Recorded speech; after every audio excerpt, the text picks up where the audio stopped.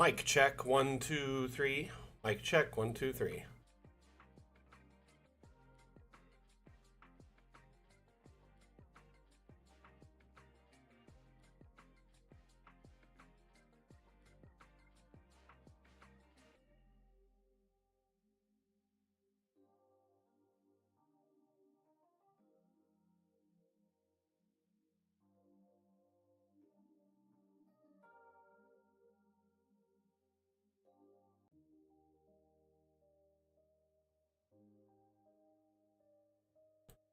Testing, 1, 2, 3. Mic check, 1, 2, 3.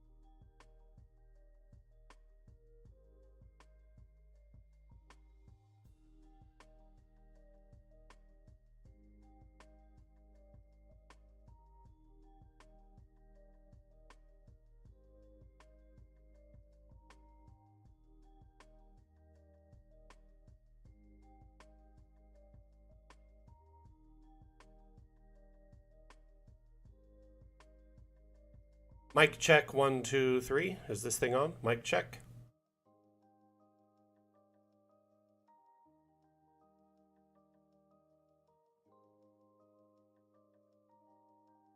Hey Rev, how you doing, buddy?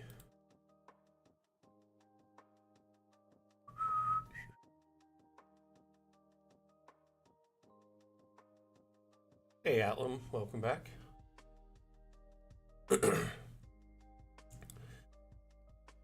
Is the music coming through faintly? Just ever so slightly.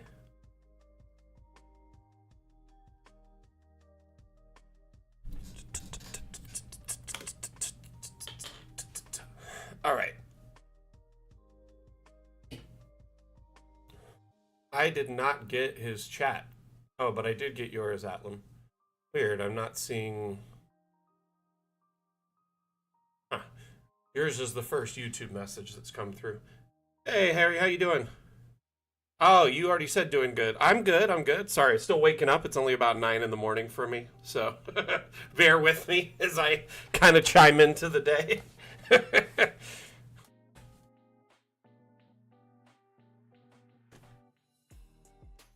Eduardo, how you doing, bud?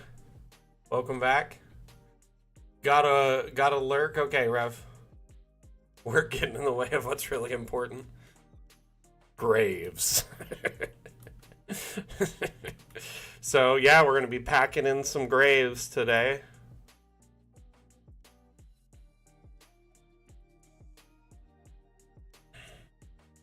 For those of you just tuning in, my name is Mac. I am the community manager for Dungeon Alchemist. Dungeon Alchemist is a map-making tool available on Steam that allows you to build beautifully intricate and detailed maps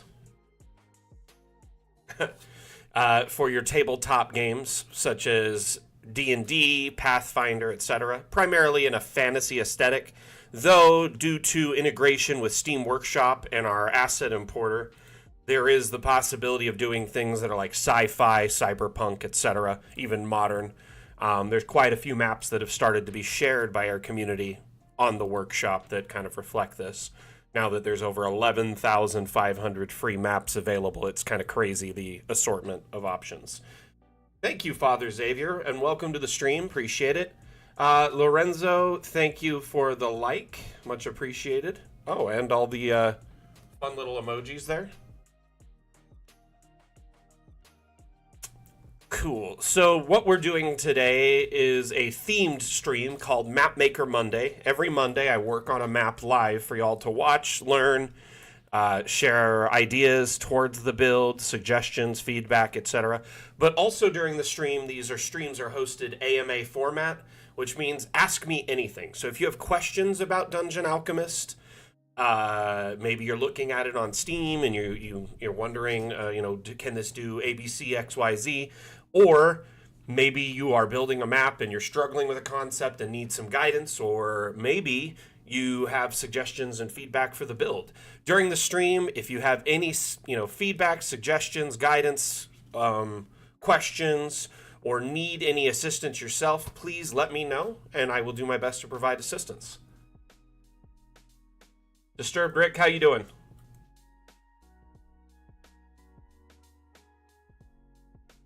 Okay, so what we've been working on the last couple of streams is adding these graves in and like framing this whole area here. This is a massive map, by the way. Let me show you. It started kind of in this little corner here.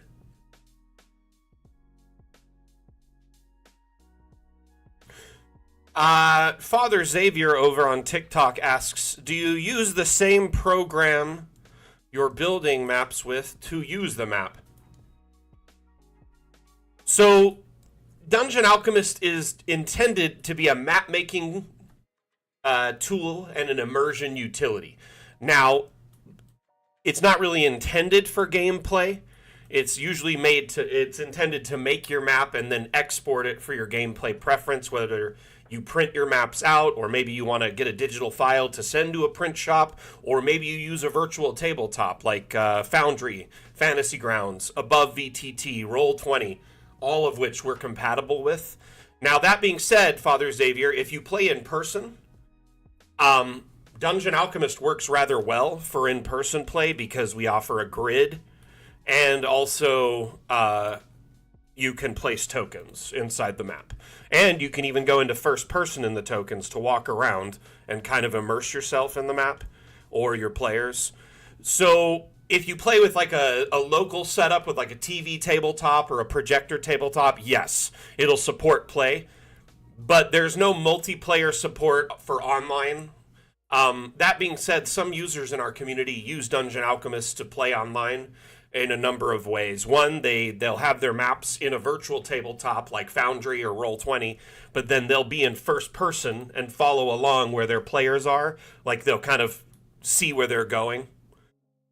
So Roll20 would be a top-down 2D experience, though we do offer kind of neat export options to give you sort of an immersive 3D feel.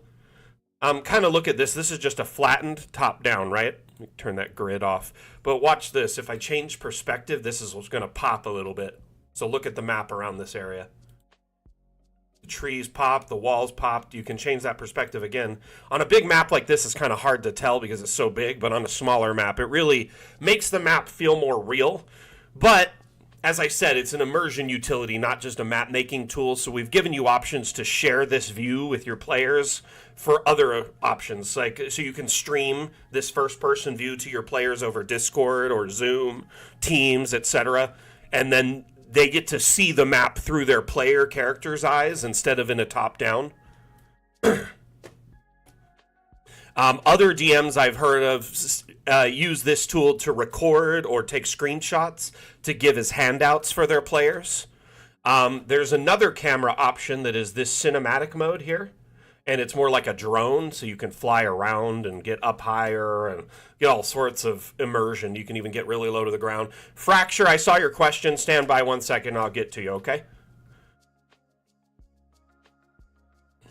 So, at the moment, we offer a variety of different ways to export your maps for play, but also because Dungeon Alchemist is such a versatile tool, there are community members who use it as a gameplay tool.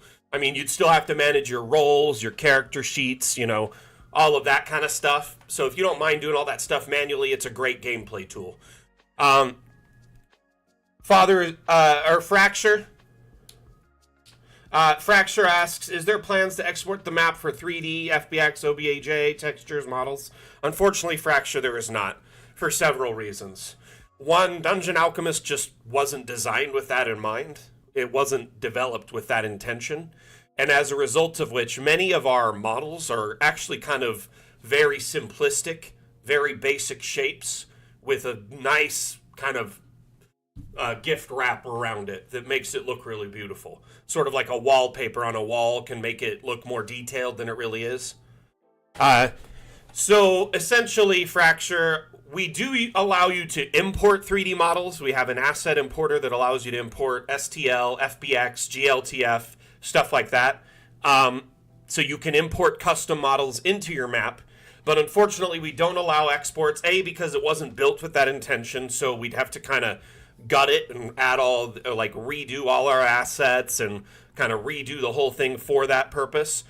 But additionally, we want to protect all our assets, our IP. We don't really want to give them away. Um, so I understand why you want it. Like a lot of people either want to use it for game design or 3D printing. You know what I mean? Or a 3D VTT is kind of the ultimate kind of end game for a lot of people. Um, at the moment, right now, it's just not something in the cards. Though in the future, that could change if say we made our own accompanying VTT, like a virtual tabletop. I don't ever see us offering full 3D export, more like an accompanying app that gives better use of our maps for 3D play. Actually, Magnus, that's kind of incorrect. So this map right here, like right now, I built a multi-level in the structure in this map by hand. So just like pretty much any other map maker on the market, you can build multi-level structures by hand. Now, if you want to rely solely on the room generation tool, sure, you cannot do multi-level. But multi-level is entirely possible, and I'll show you how to do it. And then I'll also let you know, just kind of pairing that, we actually have an update scheduled for the release by the end of the quarter, most likely, so end of June. And that will include room generation with multi-level. So while it doesn't have a tool that does it automatically for you, it is possible now, and a tool that will do it automatically for you with roofing and angled roofing, flat roofing, multi-level underground, multi-level above ground will be available within a few months. Anyway.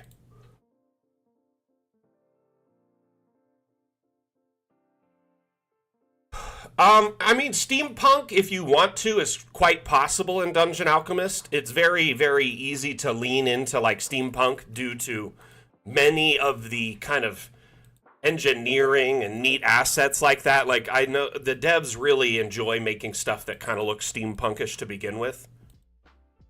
Anyway, so some in our community are able to do that, even early Western, Victorian, modern.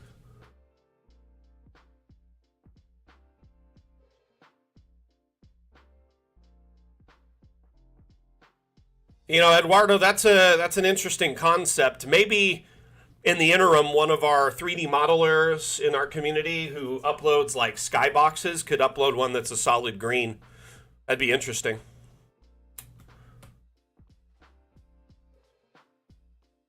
So,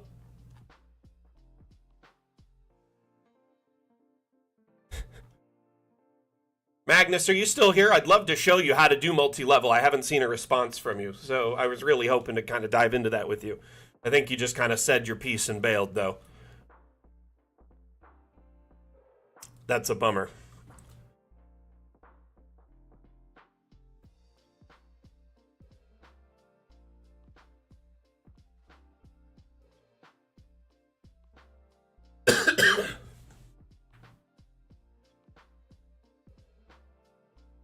So, Fracture asks, I may have missed it, but I heard you say something.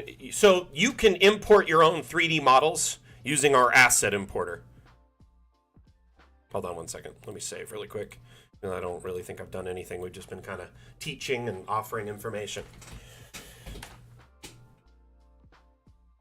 which is fine. I'm here to provide guidance. So the asset importer allows you to import 3D models. You can import FBX, GLTF/GLB files, or even STL files. STLs will import as like a flat gray, and we've added some color filters so you can change them. So like status colors. I'll show you that in a moment. And then you can also import just 3D models of all types. One second. So if you want a custom kind of rooftop or something kind of bespoke for your build, or you're building maps in an aesthetic that isn't currently available in Dungeon Alchemist, that'll do it for you. By the way, thank you TikTok for all the likes. We have 1,000 likes already. Much appreciated.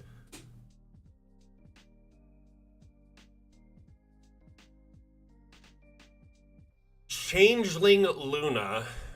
Hi, hello. Just needed advice from one GM to another. How should I go about this setting?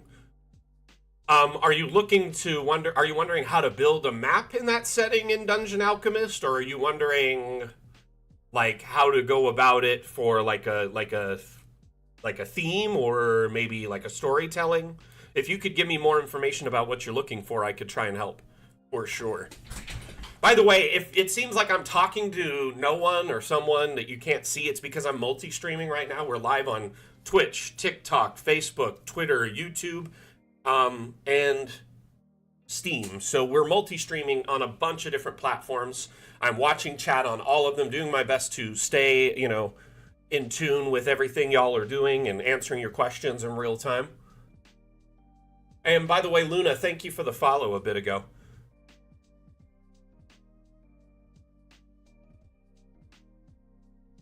AT Atlam, if you want to pair with Asmodeus, he might be able to help you there. I have used Foundry for my games. So Fracture, we offer colliders in several options. It'll automatically generate colliders for most assets, like a simple box collider, right? 1 second, let me show you. So like just a simple box collider. But you can go in and add like surface box collider, ring collider, cylinder colliders, and basket colliders. And you could do combinations of them. So there's actually very intricate collider sets. Some people just do the base generation, and others have gone like all out. Hold on. I think on this pool table, I went and broke it up into sections. So at least, under the legs, you could store things if you wanted to. It's not so much an asset builder, it's an asset importer. So if you have the ability to either source 3D models or craft them, you can import them. So Luna, what I would suggest, map making in Dungeon Alchemist for at least a drow setting, I would use a cave, set it to dark, use a lot of mushrooms. That's one way to do it. We do have a lot of Underdark maps that would look really well in that setting. 1 second, let's take a look. A map in the Fey Realm is a good suggestion there, Rev, too. Fracture, one thing I suggest is on Steam, you can download the demo for Dungeon Alchemist, free to download. Try it out, see how it runs on your computer.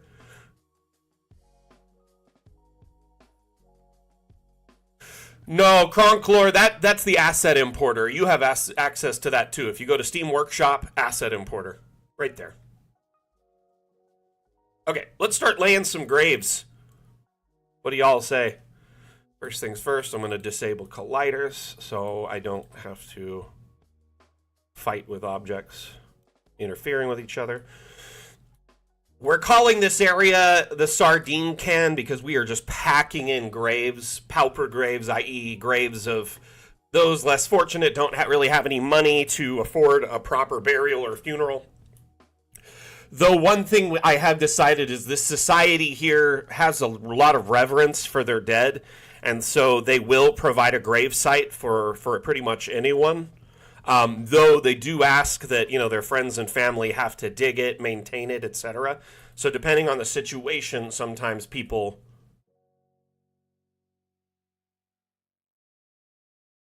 Honestly, Harry, I haven't used Foundry in so long, I probably wouldn't be the best person to teach you how to set it up. But if it comes to like importing a map from DA to it, I can definitely guide you through it. Man, it's been so long since I've even opened Foundry, mainly because I haven't DM'd in like over a year. I've been mostly on the player side of the table the last year. One moment, I'm going to show you some Luna really quick. If you go in Dungeon Alchemist, if you go to Steam Workshop and click Open Subscribed Map, this is for everyone watching, not just Luna. Or not subscribe map, just browse, either way. You could just start searching like Underdark. just for some examples, because aren't the drow usually in the Underdark? And if you want drow that are overtaking, say, either something that was elven, you could have Underdark transitioning maps to the Fey, like Fey Realm, and vice versa. But if you look here, there's a whole bunch of maps kind of listed for Underdark, and a lot of them essentially use the cave biome and, kind of dark purple lighting, crystals, mushrooms, etc. So that's kind of your set piece, at least in my opinion. Most Underdark kind of falls into that,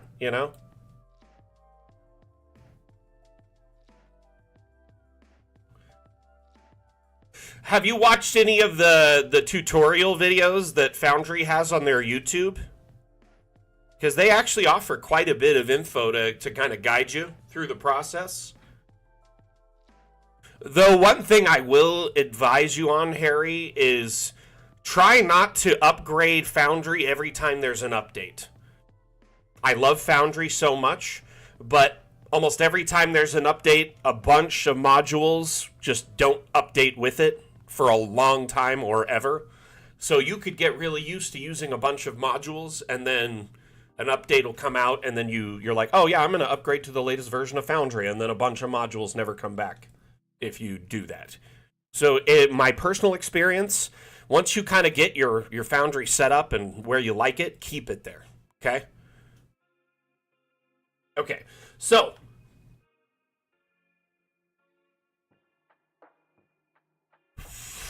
siphoning elvish magic, crystals, magic circles, maybe even capturing elves or some kind of religious site, like a temple, where they have, something set up that they could try and siphon energy.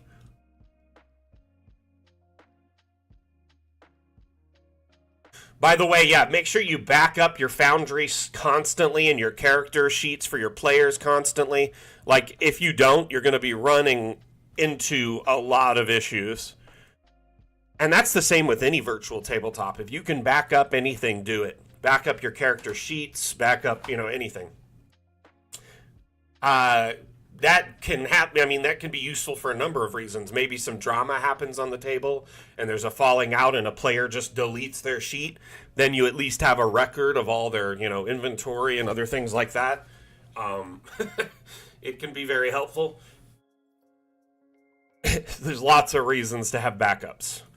Remember, y'all, 1 is none, 2 is 1, 3 is 2.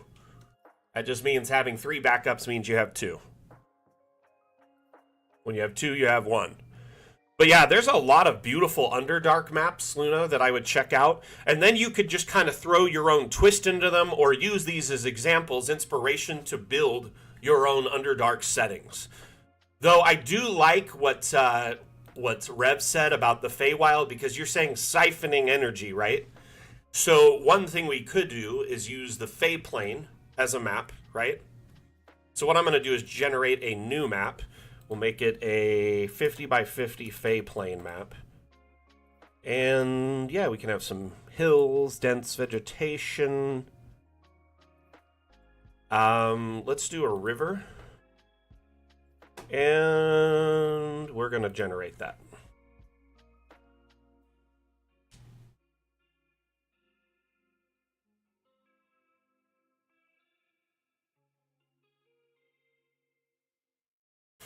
I mean, Asmo has been definitely on the forefront of helping pioneer interesting concepts, including some unique ideas when it comes to, skyboxes,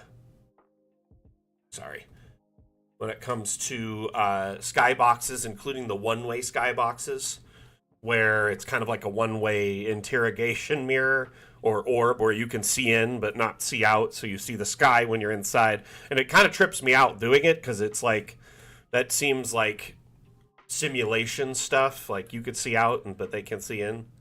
You can't see out, but they can see in, or whatever. It is kind of mind-melting. Anyway, we've got this Feywild biome, right?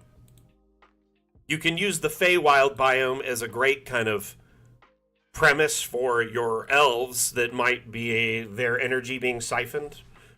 Let's set the stage here. I'm going to make this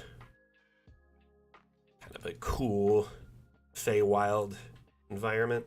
But what I'm going to do over here is have like a cave system. So I'm going to go into the terrain tool, go to the cave tool, go to raise cave area, and just make this large. I'm going to make this whole area over here sort of cave system that is just adjacent to the Fey plane, right? And then we can use the carve cave tool, and then we could carve like some tunnels in here. And this could be maybe an entry point where the Drow are raiding the Feywild from this cave system. So they're kind of like, the Morlocks? Or what are they called in Time Machine? But they come out to the Feywild. And in here, we could make this filled out like how we did before. Make it just feel kind of underdarkish. I'm going to fill this in with like purple.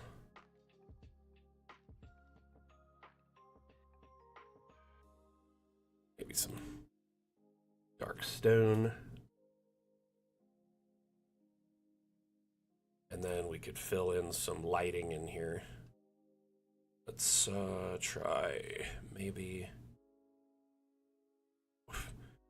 Actually, I'll put some mushrooms and stuff in here too. Nature.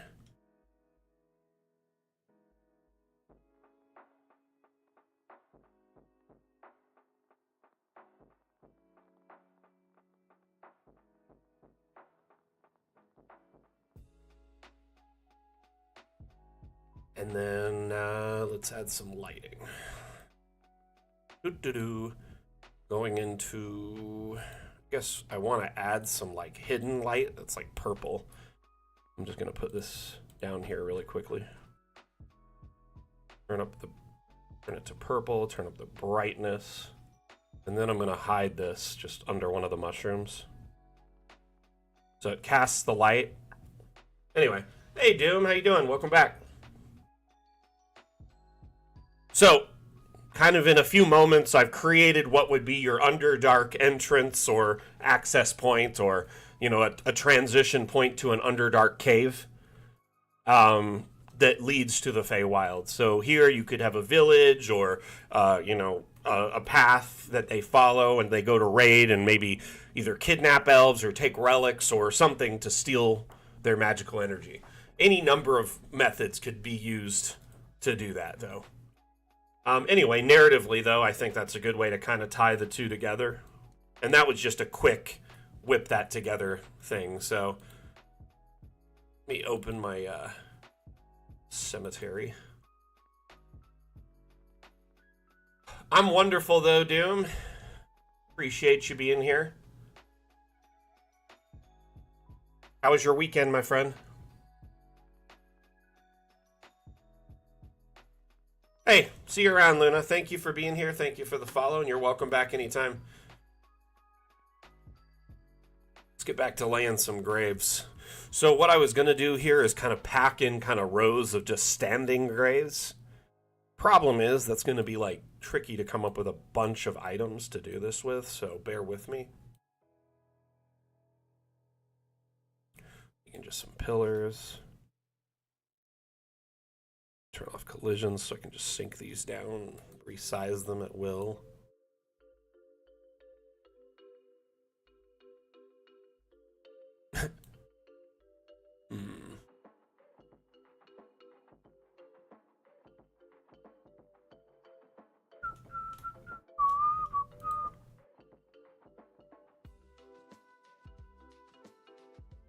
Obelisks are a good one. Yeah, that's a good idea.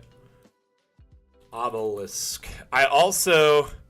Yeah, there is one right there, actually, so I don't want to do another one really quick. One thing I did one of those there, too. I need to kind of do a bunch of different ones so they don't feel too repetitive. You know what I mean?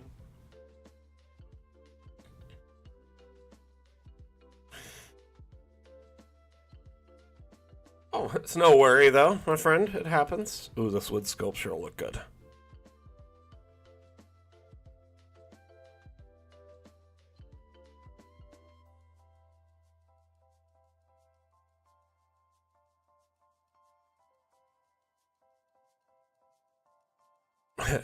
Nice. Yeah, the Fey Realm can be pretty fun. It's pretty addicting.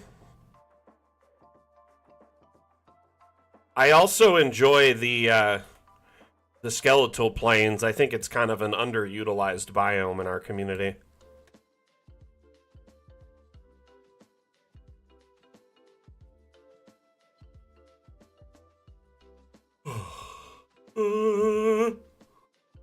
Excuse me.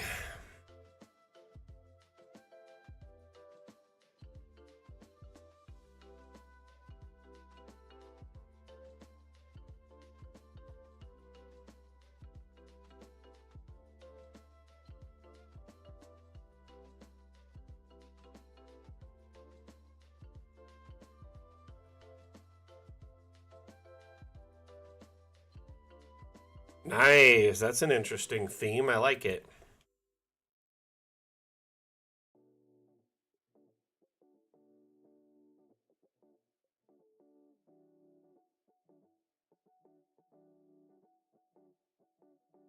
So this area here, I'm going to point out that this is kind of the sardines. This is the graves where people can't really afford them, so they have like pretty much anything they can decorate themselves or bury or kind of do themselves. So there's not a lot of intricacy or beauty to it. For the most part, it's very generic. And as you can see, I packed in a lot of graves. I am not using the new mic, so my weekend got away from me. So basically, I'm planning my trip, to go out of town in a couple of weeks. So I've been working on that, doing some shopping, kind of planning out my car rentals, talking with my grandpa. It's been just kind of like a lot more than I expected, but it's fine. Just like the planning aspects of it and just making sure I get everything.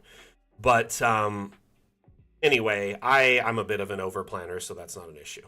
The other thing is that yesterday was Mother's Day in the US.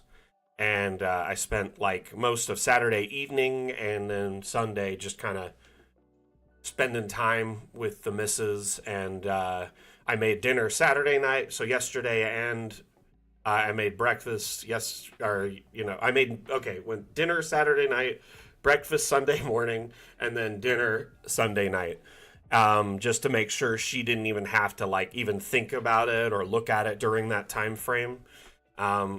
During the week and stuff, we usually split the load on those kind of things. Either one of us cleans and one of us cooks or whatever, or we have specific tasks we take on. But anyway.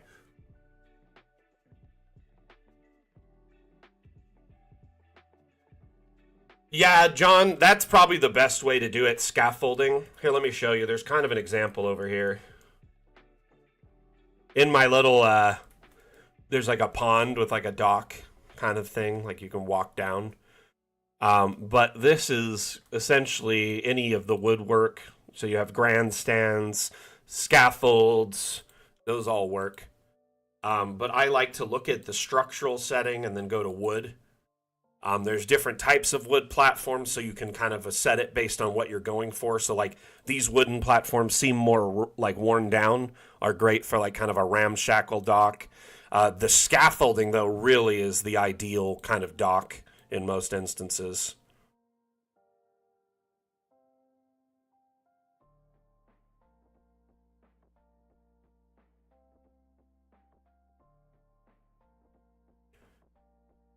Let's see, let's try this one here.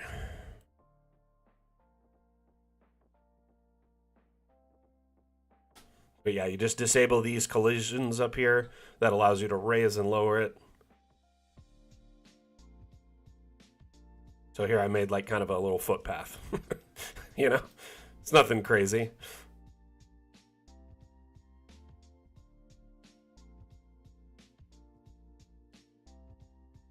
It was awesome. Honestly, I got the missus like a special like kind of sitting pillow because she's always like sitting in our bed with like a bunch of little pillows supporting her drawing or doing whatever.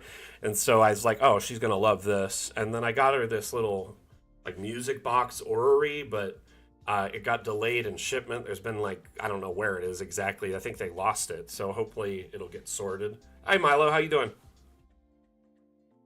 Anyway, that being said, uh, I am very excited because after stream today, I'm going to set aside some time to set up the mic. In order to do it, though, I have to like clean out under my desk and do a bunch of wiring stuff and pull out the old mic wiring. And while I'm down there, I was going to reorganize some stuff because I'm like, I can't like just look at it and let it sit there as a mess if I'm down there. So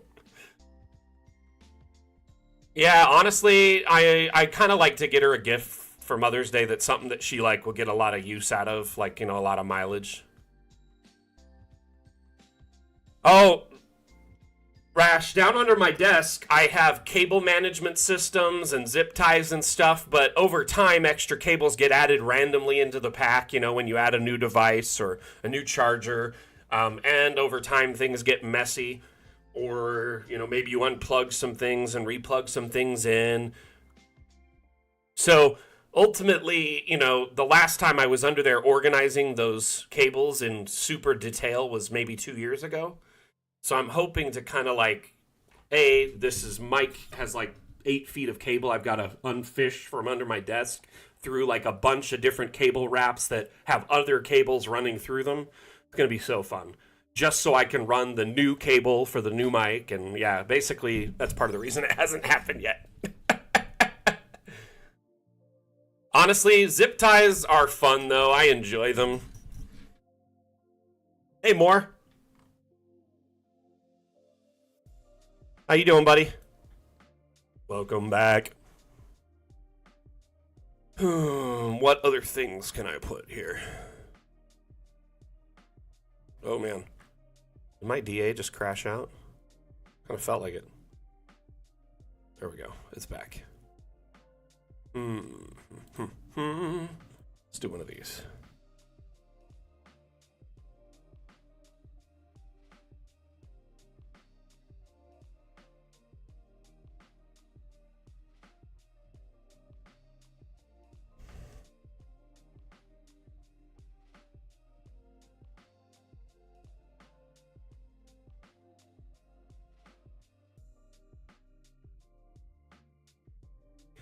So these grave sites here are kind of like just crammed in even more where they're vertical graves.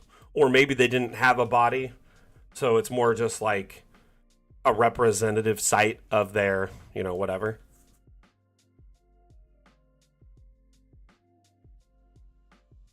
Honestly, man, it's getting so hot in Vegas already. I'm not excited for the next few months.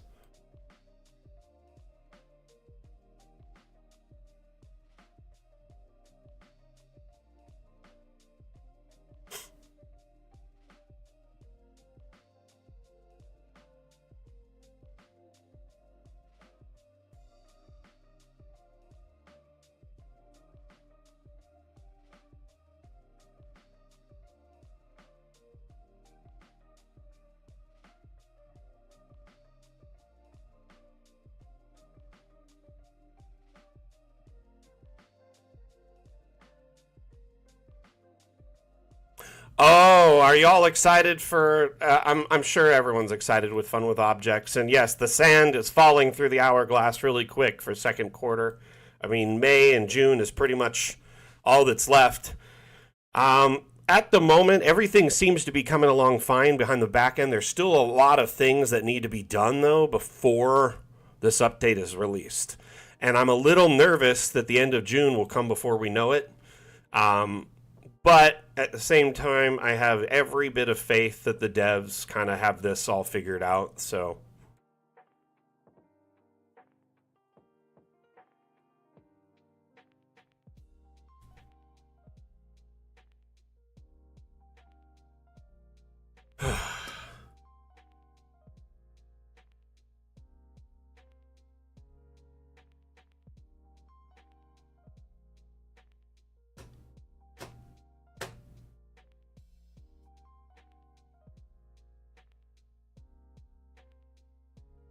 have y'all seen some of these new roofings? Like kind of the update of the roof coverings that have been kind of I've been kind of sharing them on stream the last week or so.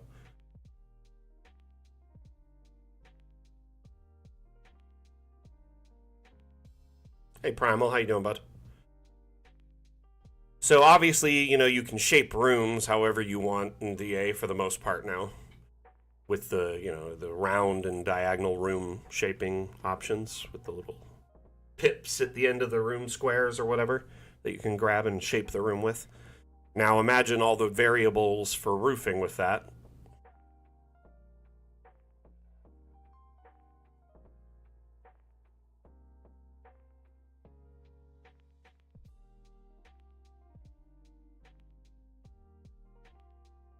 Wait, Rash, you're a rocket scientist?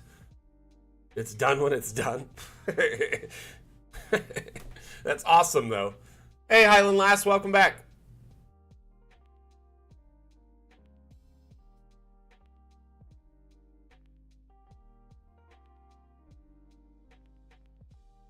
I honestly would really hate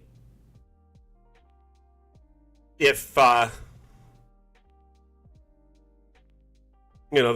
update gets delayed. But my main concern as the community manager is making sure that y'all are happy with the release in its state, that it makes sense, and also that you are getting the things you want out of it, as much as possible at least. We can't make everyone happy, but we can try at least to include, a lot of what we planned in this update.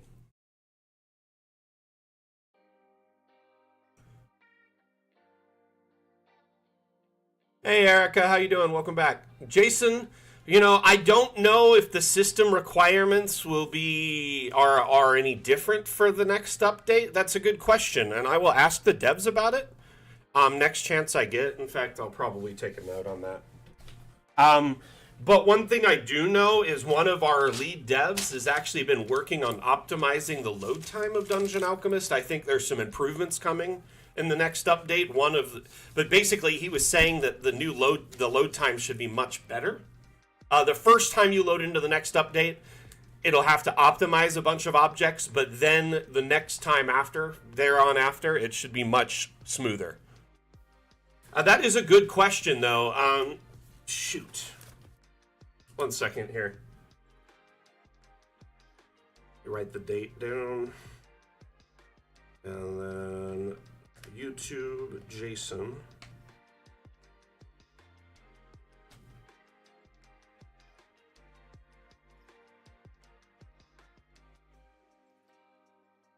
Can I ask you a question, Jason, in kind of a follow-up with this?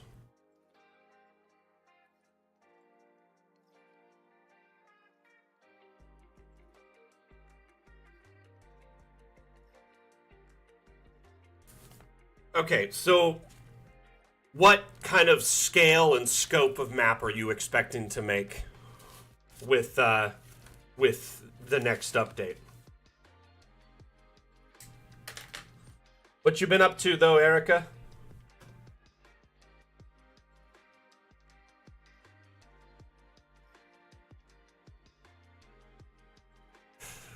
Nice, Eric. Nice. Glad you're here.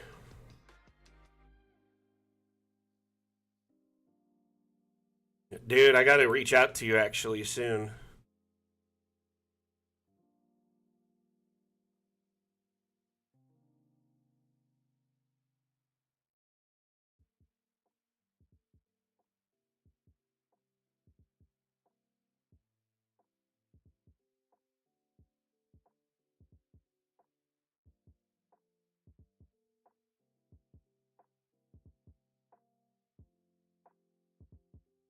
So, gotta add like more of these kind of generic graves.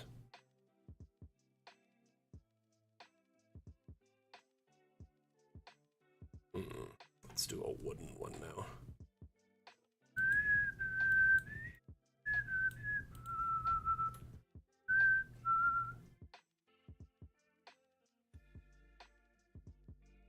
Too large. This one could be the end one. Let's do that. I was gonna do one kind of over here that looked crazy big, but not quite that tall. Sink it down to make it look like a shrine almost.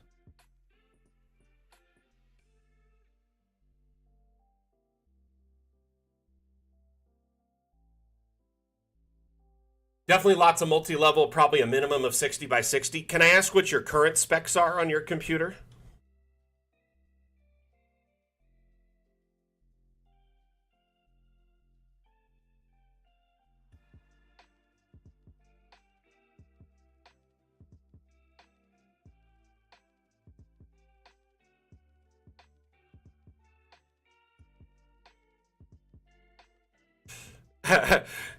Eric, I don't know if you've listened in when I talk about the games, but basically, a few of the viewers here wait on bated breath for updates of our sessions because I like to give them kind of a brief fill in of how everything goes. I guess I'm really good at like afterhand, like second hand narration. I guess first hand narration, technically.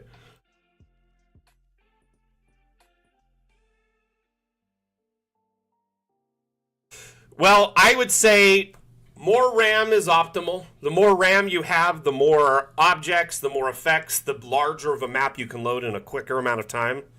Additionally, better GPU will always help. I'm not saying get the top of the line unless, of course, you want to spend for the top of the line. But like right now, my computer that I'm running this map on, I have a 4070 Ti.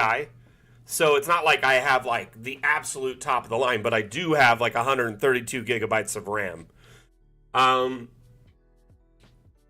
remember which processor in there. It's an AMD processor in this guy.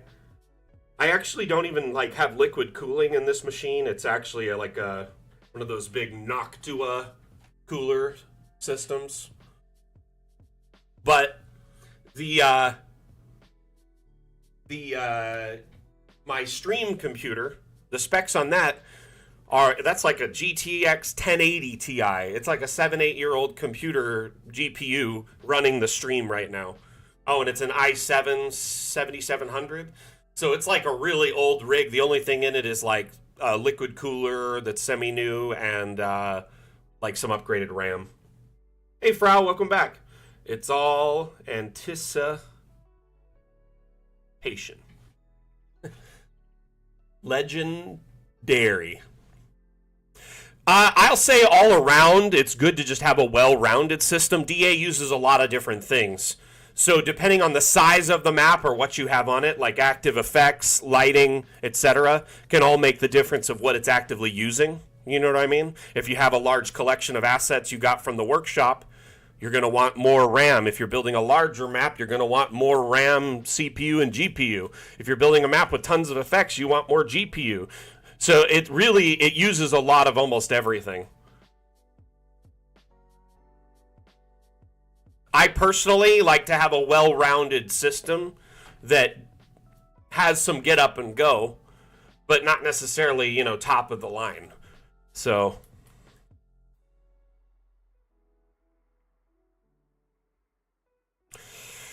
hoping someday, Eric, maybe we can convince the group to bring it to live, where it can be streamed, but I don't know if that'll happen.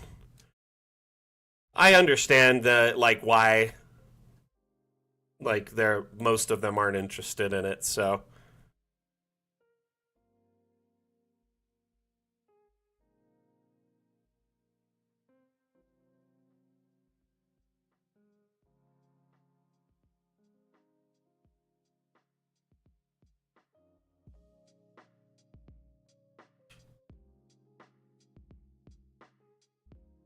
whoa.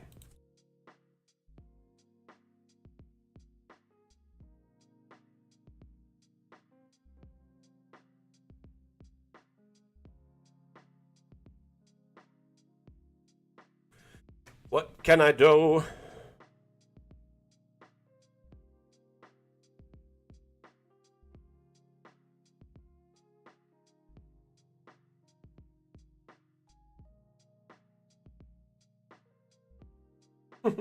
Crash, really?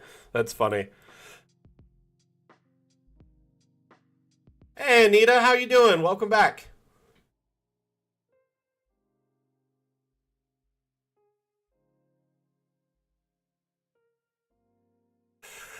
Well, I think the other thing too is a few of them are still kind of getting comfortable with the idea of RPing their characters, and I think as they get more comfy, it'll be easier for them to commit to the idea of that. But also, I think some of the players, it's a nightmare scenario to be live and play. Um, and I respect that. Like, not everyone is like ourselves that streams or enjoys it, you know? I like this one, but it's too big for this. Let's do the thinner one.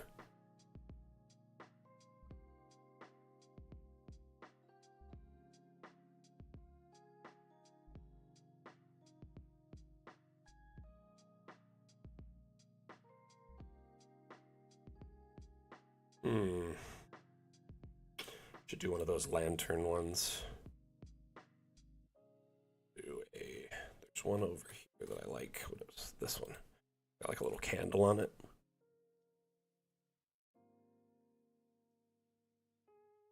Sink it down a little bit.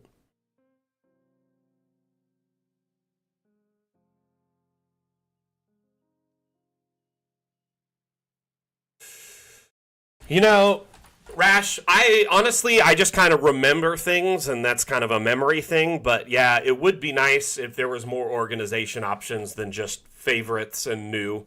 One thing I would personally love to see is a toolbar. And by that, I mean like a hot bar that you like maybe has 10 slots.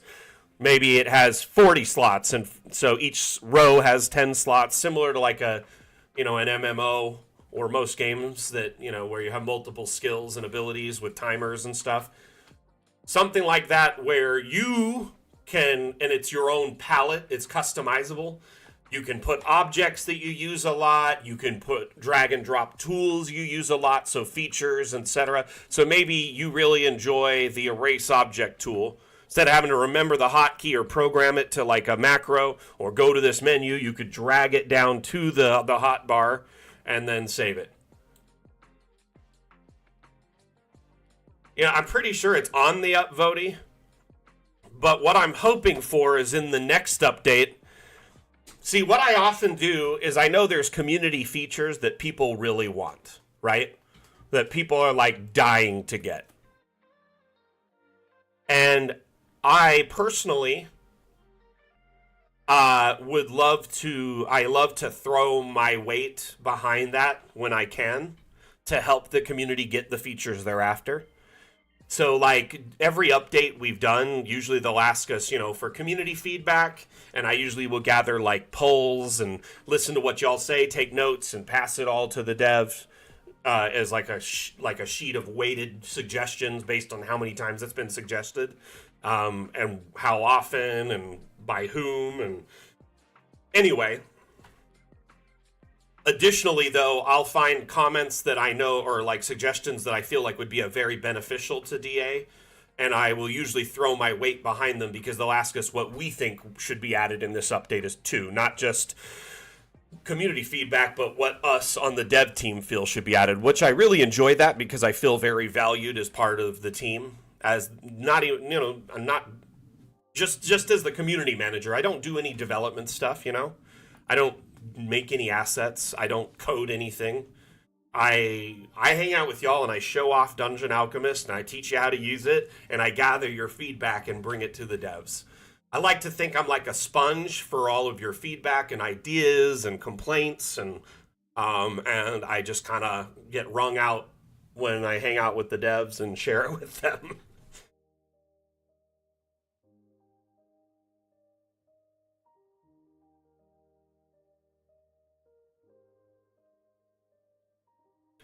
More often than not, that also means, I end up being a bit of a punching bag sometimes, but that's fine. I don't mind.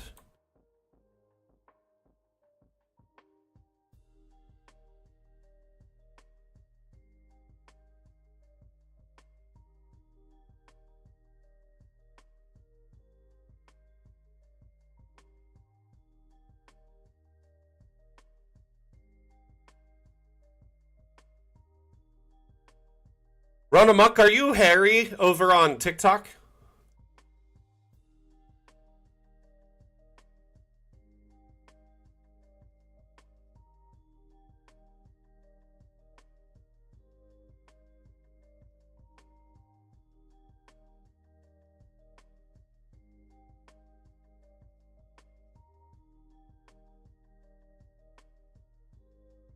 Okay.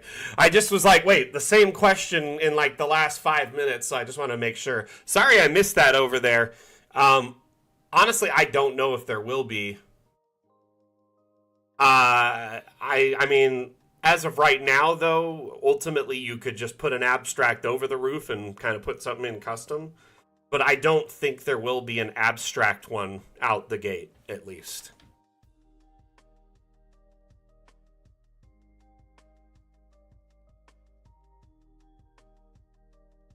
Okay, let's see here. I think what I'm going to do is make a row, like a double row, going kind of straight out.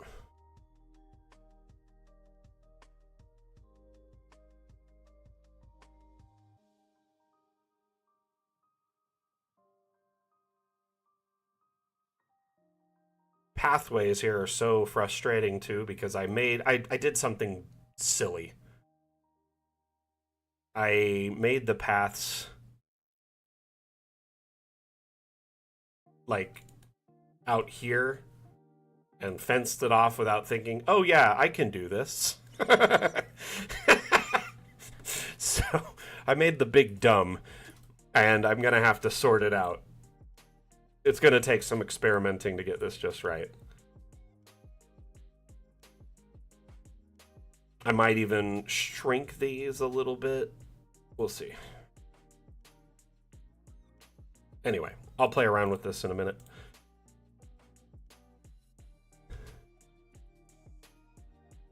Gosh.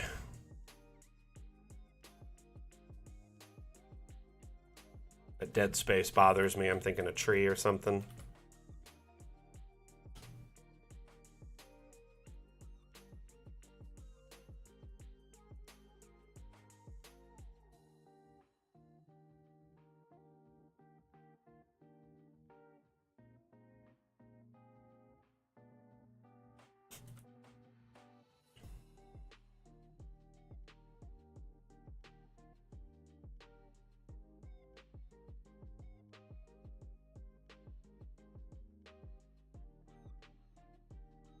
These are much smaller foot like pavers, so I'm hoping these will take a little less space.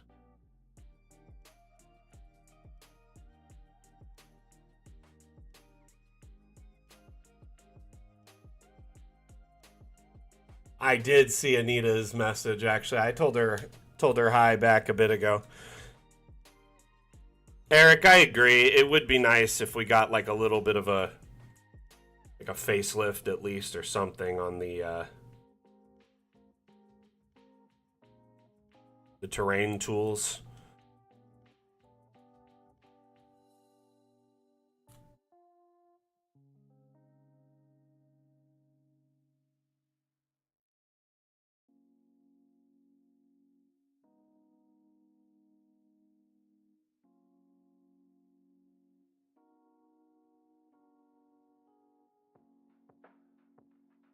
I like how I type arch and this doesn't come up.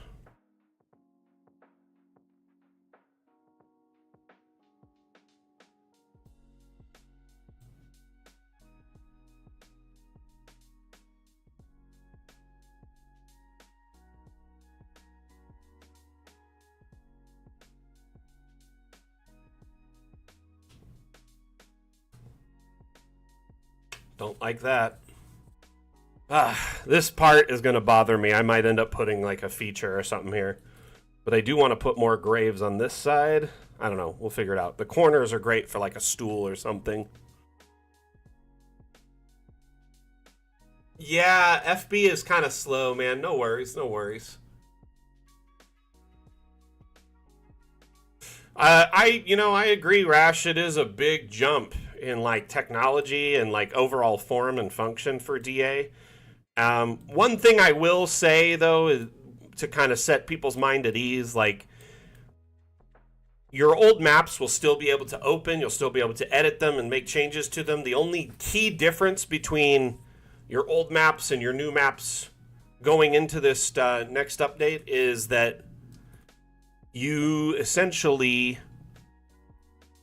oh my goodness, what happened there? I see that it kind of bent there. Oh my goodness.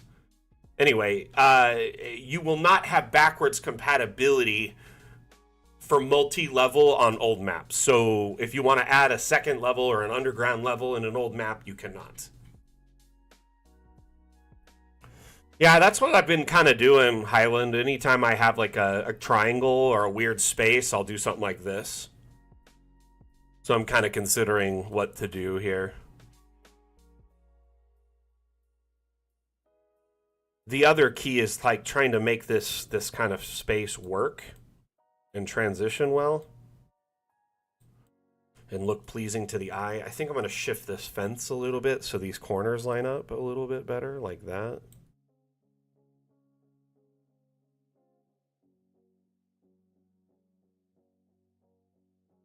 Honestly, when I put these fence down, I only just kind of eyeballed it at the time.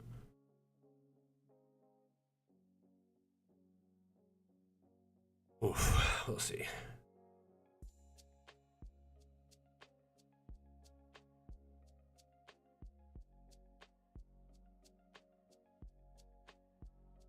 Yeah, so I built this like entire map off grid for the most part. So some of these parts I kind of just did it freehand, which as you can see didn't necessarily work out perfectly.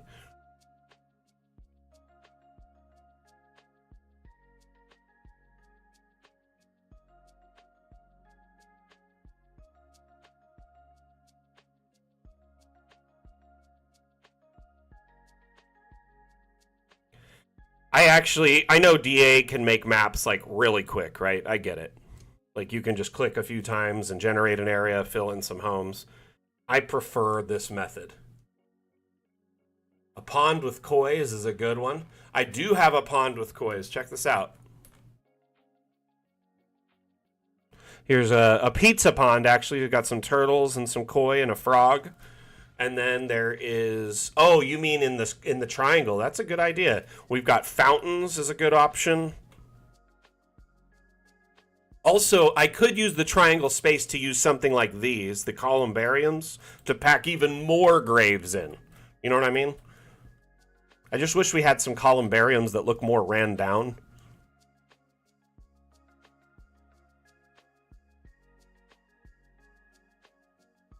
Dude, run amok, I am so sorry, man.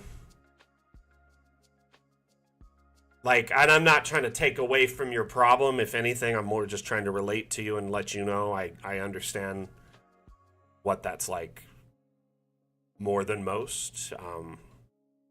I completely, support you in your endeavors of taking care of and supporting your wife and, making sure she's able to, stay healthy and thrive however possible. I'll be honest with you, man, like, it is so stressful and disheartening watching the one you care about struggle. It is a map tool, Jack. It's called Dungeon Alchemist. It's a map making and immersion tool for tabletop games like D&D, Pathfinder, etc. This is actually our official channel. I'm the community manager for Dungeon Alchemist, so if you have any questions, feel free to ask. We offer a free demo, so you can kind of try it out, see how it runs on your computer. Try before you buy, so to speak. But it does cost to purchase the full version. The full version, well, we're actually in early access right now, I should say. It's not a full release. But the early access price is a one-time fee for a lifetime license that includes all past and future updates until we leave early access, and even some beyond that. Like patching, hot fixes, improvements, stuff like that. Dungeon Alchemist is available on Steam. It has Steam Workshop integration, so the maps that are made here can be shared on the workshop. Our community has shared over 11,500 maps to date, and more are being added each week. Most of them are in a fantasy theme, but some of them are sci-fi, some are cyberpunk, some are post-apocalypse, modern, etc. There are even Pathfinder maps in our community being shared in the workshop. That being said, It depends on your region, Jack. You may want to just check on Steam for Dungeon Alchemist to see, because the prices vary on region. Well,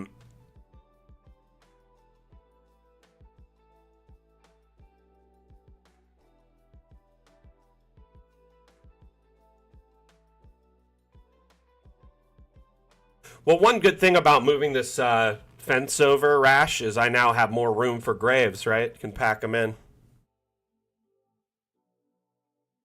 So do you play in person, Jack, or do you play online, or plan to play online? Honestly, run amok, dude. I feel so bad, and I've got so much sympathy for your scenario. I basically lived at a hospital for the better part of a year because my wife was in and out of various hospitals and rehabilitation centers after a big like health scare. And it is something I would not even wish upon my worst enemy. Wow, these line up there? Okay, let's use that to our advantage. Did not know that. There is a line they can snap to.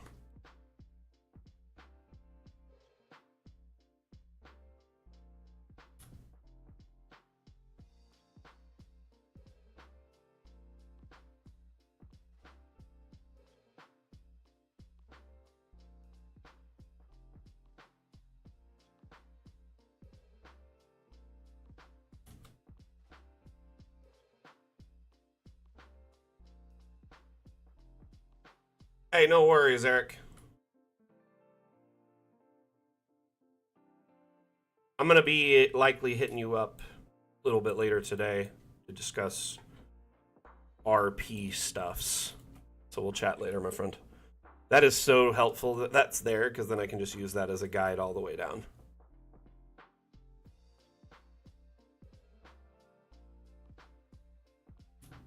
Oh, I cannot believe I did this all by hand when this was here this whole time. These snap points. I like to torture myself.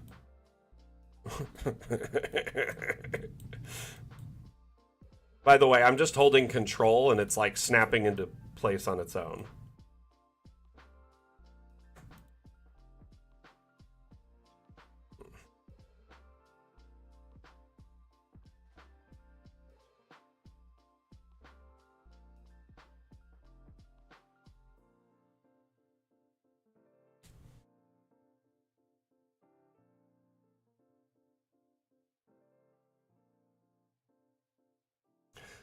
Ask, what was the question you wanted to know the answer to? Sorry, Rev.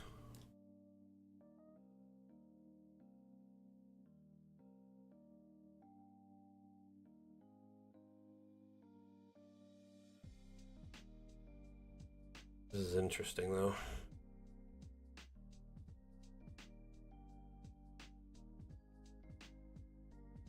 Engagement, like in a game? Because I don't remember answering this question at all, so let me first off apologize for that.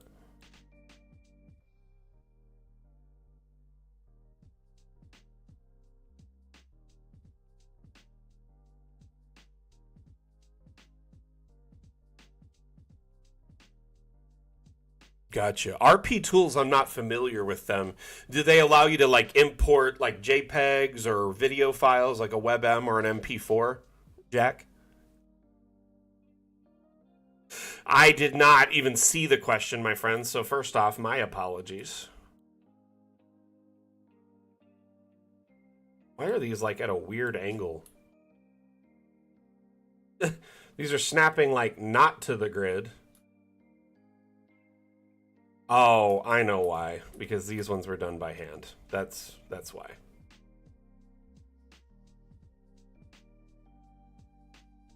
So they are all just trying to snap at the angle they can. That's funny. Okay. Man, I really messed these up. I'm kind of mad at myself, but at least I noticed it before it got too far down. Do need to figure this out, though. Let's look at nature rocks.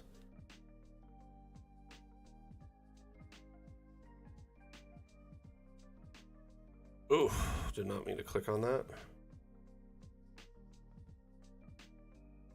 walls. Maybe it's not under here. It is structural ruins. What's going on here? That's what I was looking for. One of these stones. Kind of make a transition stone here.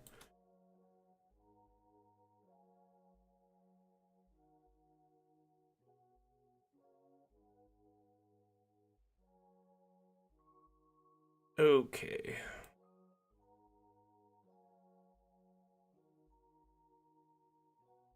Bit larger. Sink that down. Sink it down. Rotate. And we'll just kind of merge these here. Kind of like the skid plate, if you will. And then I think I'm going to use one of these stones here to kind of a... Oh, that won't work. Oh no, I hate this. Community engagement over social media. So when you're just starting out, my friend, the easiest way to grow on social media is engagement yourself. So as a new account, you need to start engaging and finding other accounts. So start searching for similar creators, people with similar interests, start following them, interacting with them. That'll build up your initial follow base, okay? You can't just expect people to find you just by posting. Now, if you do post and you're wanting people to find you, hashtags can help a little bit because sometimes people search by that. But for the most part, my main recommendation with things like that is to make sure that initially you go out and follow a bunch of people, interact with their accounts. Don't just follow them and interact with them. Build up a rapport, build up a network of people that you talk to, other map makers, other DMs and GMs, other artists, other creators who maybe put content on things like, drive through RPG, but not maybe map makers. Maybe they're, campaign designers, whatever. Homebrew artists for, art, for magical items. Network with these people. That's one way. Put your eggs in multiple baskets, my friend, and I'll tell you this from experience, okay? I was streaming full-time on a website that Microsoft owned, a streaming platform called Mixer, and I had over 12,000 followers, and I was averaging 100 to 150 viewers, constantly in my stream, playing games like Sea of Thieves and stuff, Battlefield, etc. But guess what? Microsoft decided to pull the plug one day and just yanked the website without warning, okay? So essentially, all my work was lost. So what I recommend to you in that scenario, too, is make sure you're on multiple platforms, not just for social media, but also for your work, your commission work. Patreon, but maybe Fiverr or other sites similar to it, where you can build up a rapport in other places. Lastly, if you're only showcasing your content, like you're trying to sell something constantly on your pages, you probably will be perceived as an ad. And a good way to avoid people thinking you're spammy is to highlight other people's work, talk about other things, not just be a faceless account. Ask questions to your community, share memes, talk about other things, right? So with the DA account, it's kind of tricky because it's a corporate account. We don't like sharing memes on the account because many of them have copyright material. So I'm kind of a hypocrite here in that regard. So your case, though, you are a smaller entity. Typically sharing memes, people don't get copyright struck. And if they do, it's a cease and desist. You can remove it, call it a day. Definitely, though, recommend avoiding using copyrighted material of any kind as a small entity. It is just a trap because you're ultimately going to shoot yourself in the foot. I've seen so many artists out there, they'll start making, custom crafts that they'll throw, Disney and Marvel and all these different brand logos on them and say, well, I made it. So, no, you didn't design that logo, though. You don't own the rights to it or licensing it, and so a lot of people... Yeah, act more like a person, less like a company. Kind of a balance, though. It's a good balance with social media, especially early on. where you're just trying to build a base and get those first 100 or 200, 300, 500,000 followers, it's very crucial to, be yourself. You'll find kind of the people that are similar to you and have a similar vibe. And B, more than anything, especially before you have fully, like, okay, you start as like that little snowball at the top of the hill, like that little speck of snow, and it starts rolling, rolling, rolling. And then it becomes like an avalanche before too long. And the key is consistency and just kind of keeping up with your posts, weekly posts, but also, engagement, interaction, support. It is kind of exhausting, especially when you're your own hype man in the early era of growing your social media and your presence.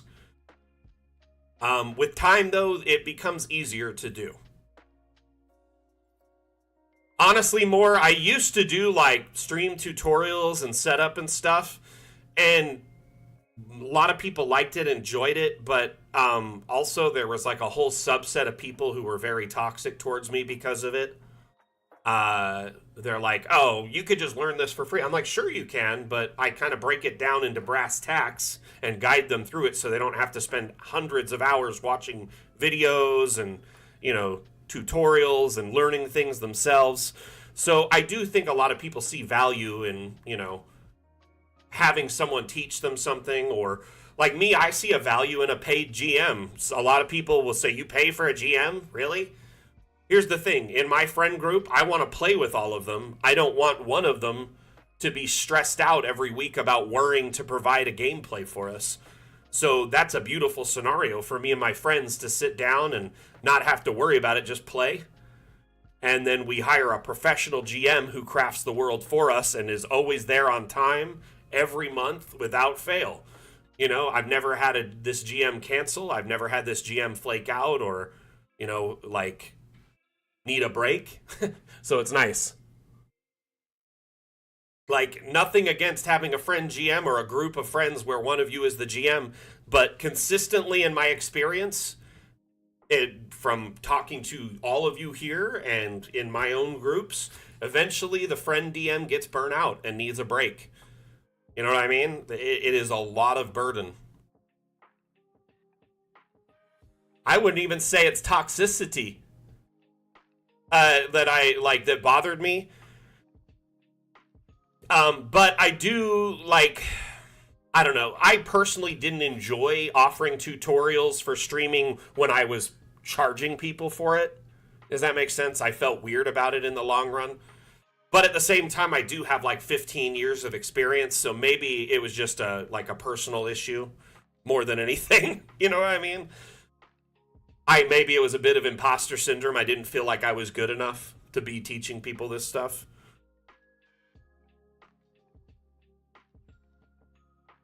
Oh man, run amok. Yeah, I get it, man. Consistent content, the courage to go live. Trust me, imposter syndrome is very real with content creators. It happens all the time. Happens all the time. And it's something that, you need to understand that, you're not the only person suffering it. And not just that, it is something that you will probably have to deal with for the entirety of your content creation career. It will never go away, my friend. It's just always there. Something in the back of your mind. But the big thing is if you hit go live, you're already taking steps to be that much further ahead in your content creation career.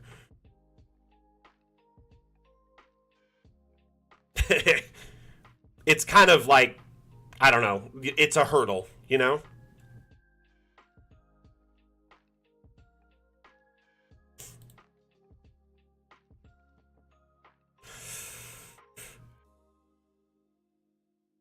I don't know. I don't like to think of myself as a success story, but I'm not a famous streamer, right? I never was you know, like a ninja or anything like that. But I think in my own way, I did find my own success. I was able to build a career out of it, Um, I have a lot of experience in this field, which kind of appeared out of nowhere in the last, decade, which is, social media and community management, something that prior to this point was very, very different.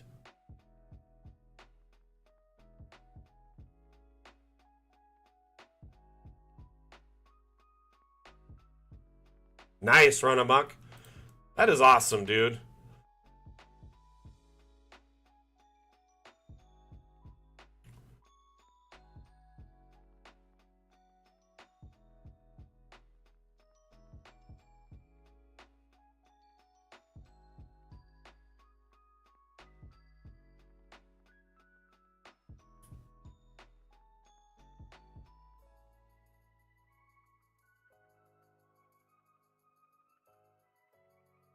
I think I messed something up here again.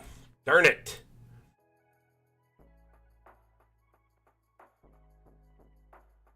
Yep, because I copied it from a already slightly twisted fence.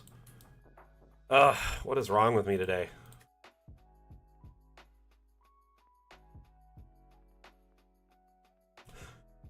When it comes to streaming, too, one thing to help grow is consistency.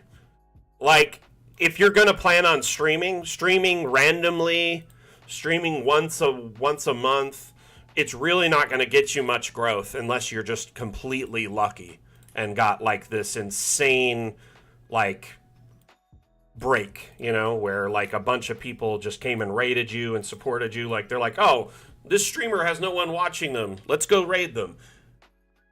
So ultimately, when it comes to that, like waiting for luck to happen in your stream career is not a good way on anticipating success. So you got to give yourself the most chances to succeed. When it comes to streaming, especially streaming on a schedule, streaming consistently, like we do on a 3 times a week is maybe excessive for a personal channel unless you have time. Maybe you're between jobs or you have a lot of spare time for this hobby. Definitely.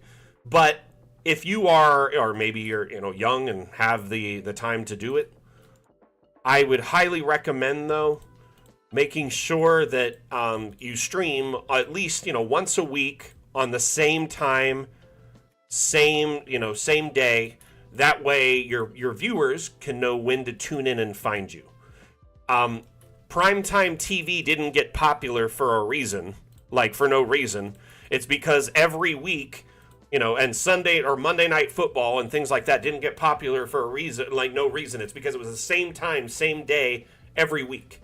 So people were able to find comfort and solace in that, sit down and enjoy it every week. A lot of people here are repeat offenders, that show up to every stream or almost every other stream religiously, whether they're in the background lurking or they're actively chatting. Some of them are, modders or became modders. Some of you are prolific map sharers, asset creators, dam challenge contributors, etc. These things, I'm assuming you come here because A, you like Dungeon Alchemists, but also the schedule of the stream. It's pretty easy to follow. And also you enjoy the consistency and maybe comfort of being here during these times. I mean, I may not teach you something every stream or show you something new every stream, but there is definitely a reason you come back. And I'd assume it's a combo factor, not any one thing.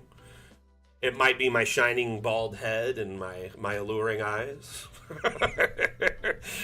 More than likely, though, it's because you like Dungeon Alchemist, you like the community of people that have coalesced here because of the positivity and vibe that is here.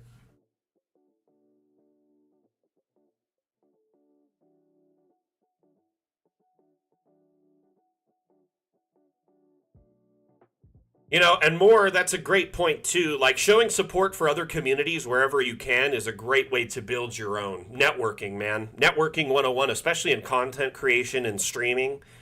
Man, I can't count how many times early on networking really helped me grow.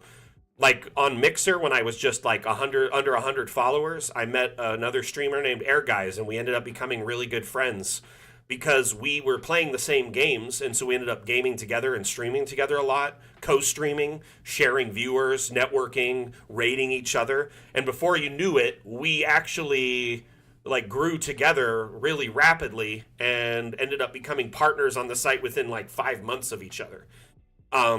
It you may not find someone like that you can grow with, like a growth partner, so to speak, but it is great when you can network with other creators in a similar experience to you, and you start sharing their work and they start sharing yours, and before you know it, you start getting followers and other people interested in what you do. I do have lovely eyes. Thank you so much. I appreciate it. Oh, hi, Kitty. How you doing, baby? You feeling okay? My cat had a bum tum earlier, and it was a nightmare. Let's just say that there was marker streaks of Dookie all over the house. It was no fun.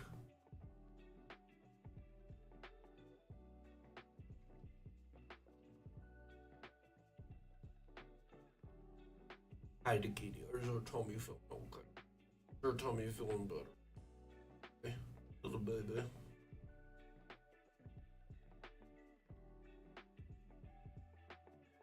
Oh, it's a good baby. It was a good. Let's let you out.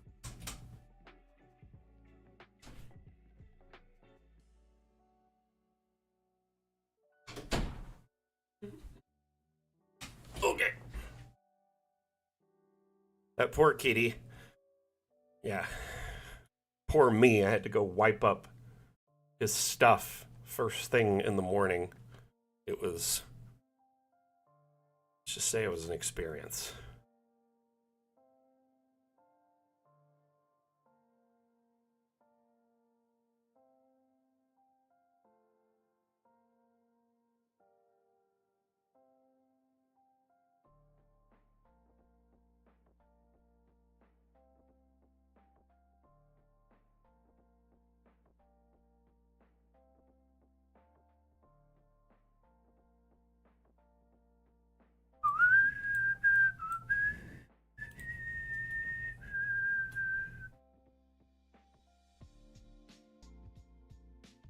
Nope, don't like that one.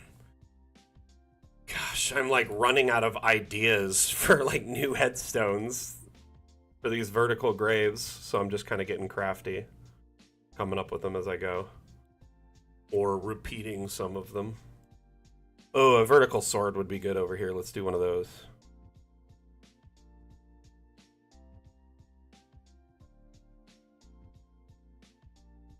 Like a sword shield combo again.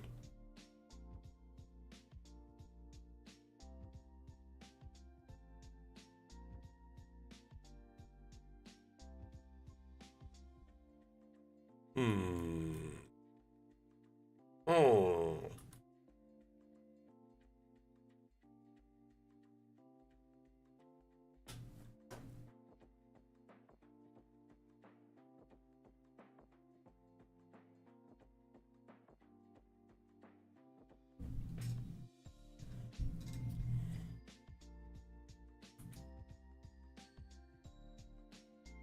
Let's do a wooden pole. Trying to do some simplistic graves that aren't like, stone per se. Ooh, I like this one. Let's use that one. Sometimes I'll do two of them side by side like this and look like a decorative piece. I need one more grave here. What are we gonna do? Who's it gonna be? Let's repeat one of these if I can. That one looks cool. Let's do it. I'll make it a little bit larger and then sink it down.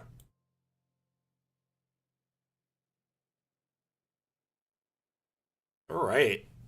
So we've got this weird little section here, and this is the entryway. So I'm thinking of maybe putting some like benches or like a pond or maybe a fountain, like something like this here.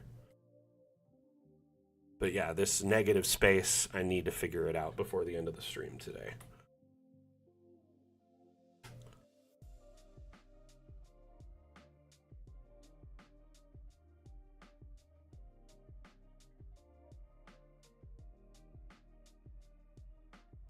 So I'm pretty sure Eric's still listening or lurking, and I'm going to talk about our session a little bit. But I'm sure this will help him anyway. We basically were offered a large sum of money by our patron or benefactor, person hiring us for various jobs at the moment. And the money we were offered is a rather large sum, as I expressed last stream. We're looking at a pretty big amount. And I asked Eric, I said, hey, what role would we need to get like a bonus, a bit more? And he's like, oh, if you roll this, if you roll a 20 persuasion, you'll get, X% more, which it's pretty good increase. And then I was just like, hey, what if we got a crit? If we fished for a crit, what would happen? He's like, in theory, you would get more. Or I was like, could we get more or ask for more? He's like, in theory, yes. So I am eager to fish for a crit. Merged a couple of the Celtic-style crosses to good effect in a recent map. Interesting, Highland Lass. I got to check that out. Sword. So you want this sword on fire? I'll add a sword to a grave here and we'll add a fire on it. Sound good? Rash, I'll make sure we do that soon. Sound good, my friend?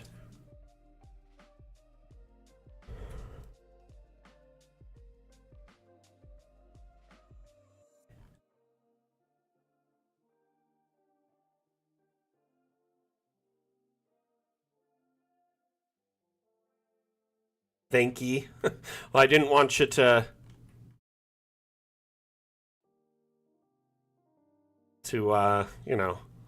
think I was neglecting you there.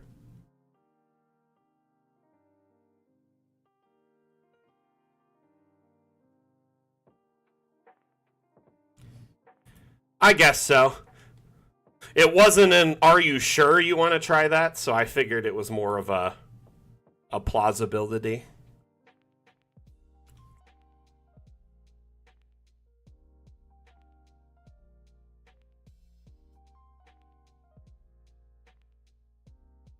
Well, all I've got to say is we said we would sleep on it, right? So that means we've gotten a long rest and it's a new day. So that resets a few of my very core, key, crucial abilities. Wondering if a pergola here would be interesting.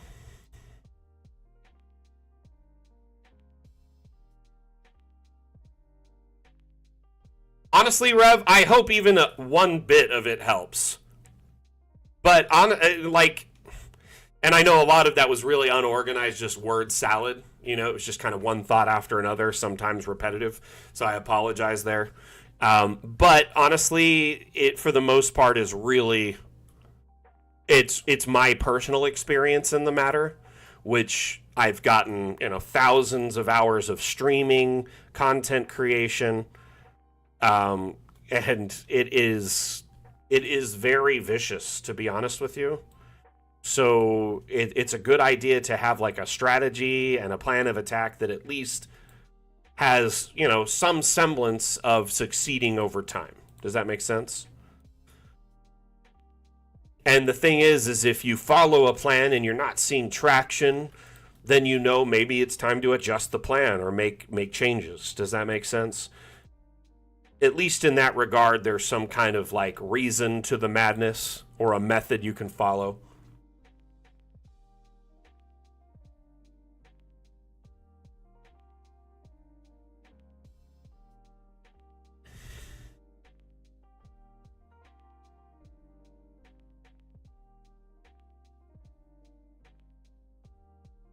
I really don't know what to do here. This is driving me crazy. Edges, I'm thinking.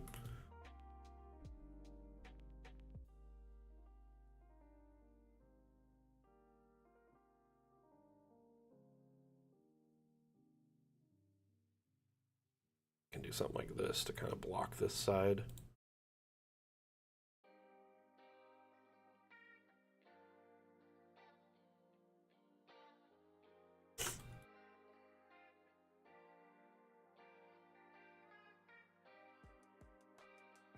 All right, what would you do as a wizard? You're offered a wand of magic missile, but the downside is that all cantrips are forgotten.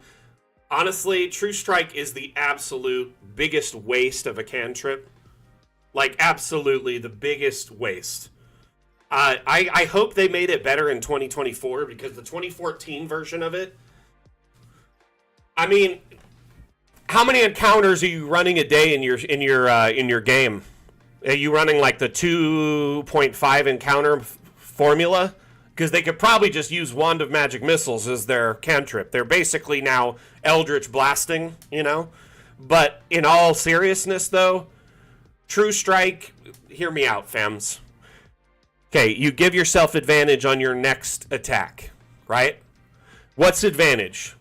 It's when you roll 2 dice, right? So technically, if you just attack twice, don't you just kind of like give yourself advantage over the 2 turns? I really think just attacking twice is better than True Strike, always, in my opinion.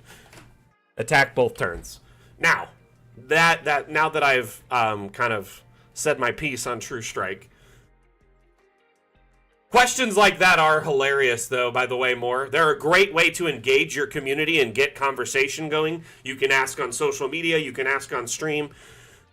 If you could have one cantrip in real life, what would it be and why? Questions like that are great because it gets engagement in chat. People talk to you, they respond.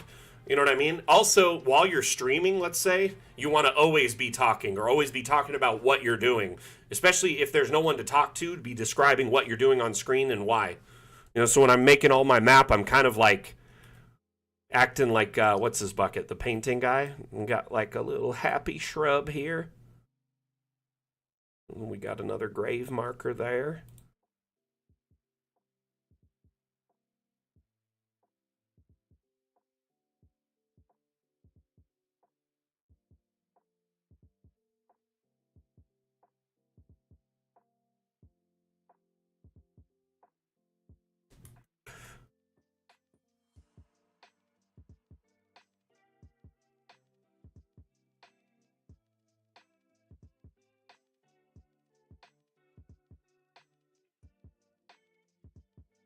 I like that. That's fun.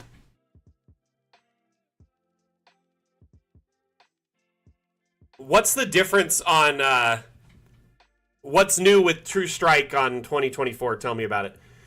Honestly, though, like, I mean, if you were only running like 2 to 4 encounters a day, a Wand of Magic Missiles could be viable as their cantrip solution. But I don't think it's worthy of a trade to lose all your cantrips as a wizard. Like, what level are they? By level 5, they have how many cantrips under their belt? Like 4 or 5? And they can swap them on a long rest with cantrip formulas, the optional rule from Tasha's. So I think, you know, taking away cantrips from a wizard actually is a huge nerf in a trade-off for a wand, you know?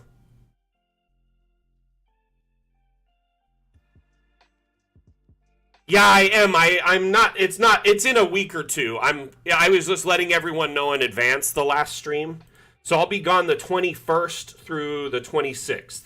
So the streams on the 21st, the 24th, and the 26th are canceled. But I will be out of town during that time too. So no Discord, social media, etc.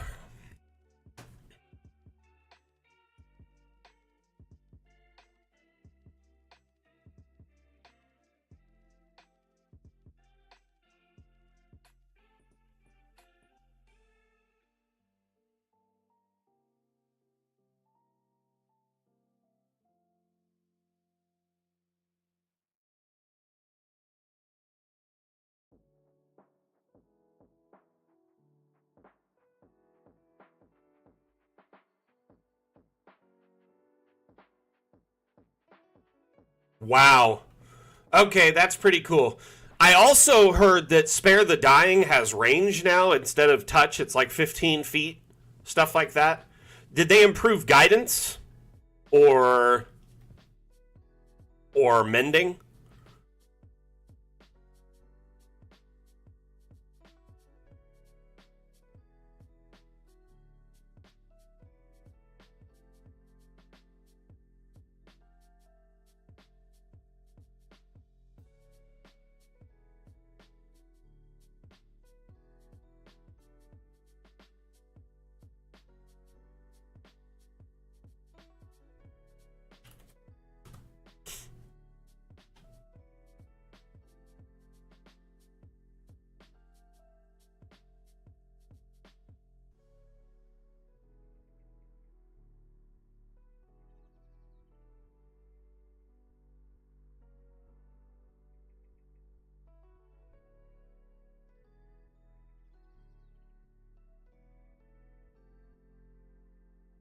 I like that.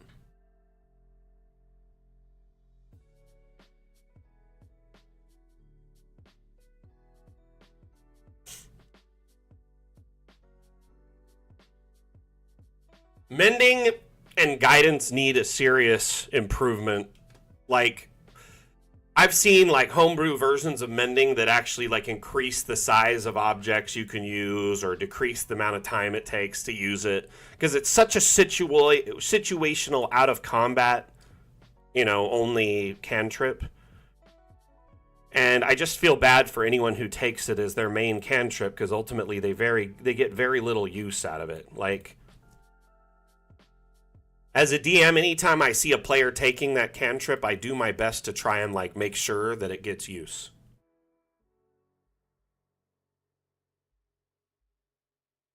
Trying to figure out what to do with this space. I'm thinking some stepping stones and like some benches.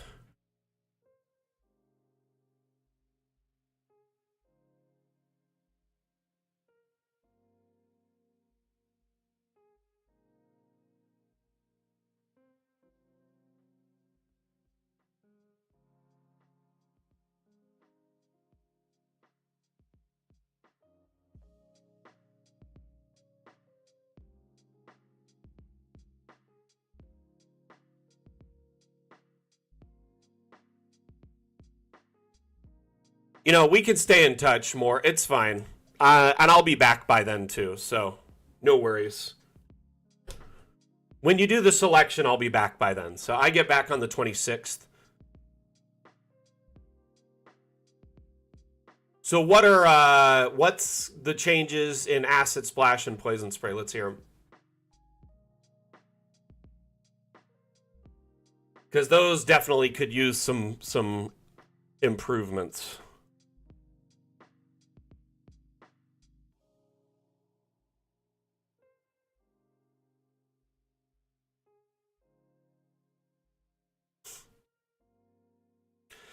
I love having guidance. I'll be honest with you. It is one of my favorite spells. I will say this: our DM is very particular about using it in public. Like it's like if you don't preemptively cast it or use it in a situation where people might have a problem with it, seeing you do it, then they know might be getting manipulated or you're changing the odds against whatever. So I kind of like am toying with the idea of taking Meta Magic Adept just so I could basically cast guidance or spells without being at least seen that I'm doing it. Subtle guidance would be pretty dope.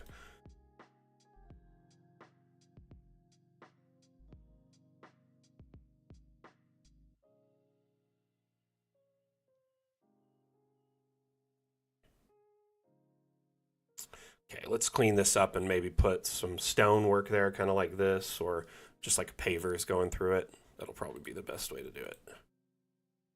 Been kind of thinking in my head of how to approach this.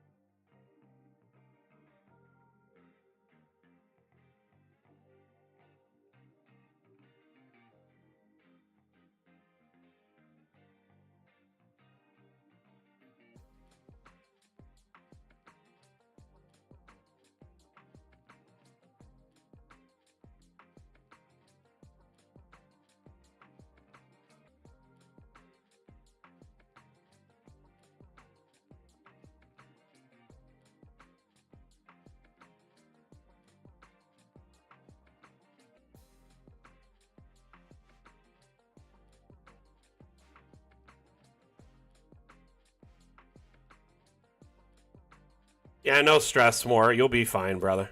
And if there is an issue, you can reach out to me, over DM, and I will do my best to respond. So no stress.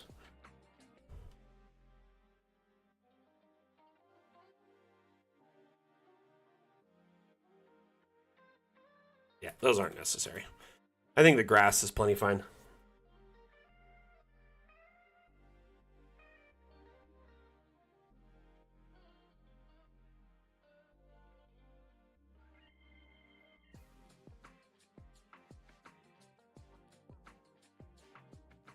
I always thought guidance just had to be cast before. I never realized it was an after the fact thing in 2014. Or am I misunderstanding what y'all are saying here? Because I never realized that was the case. Wow, that's cool, Run Amok. That's an interesting development.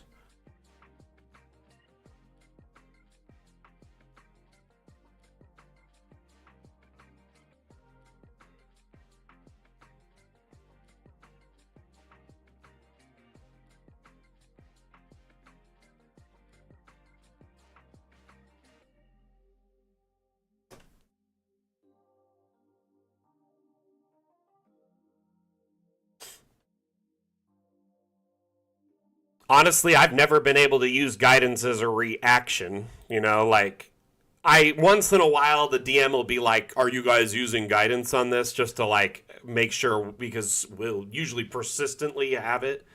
We have like a perpetual guidance in any scenario where it's available. You know, for the most part.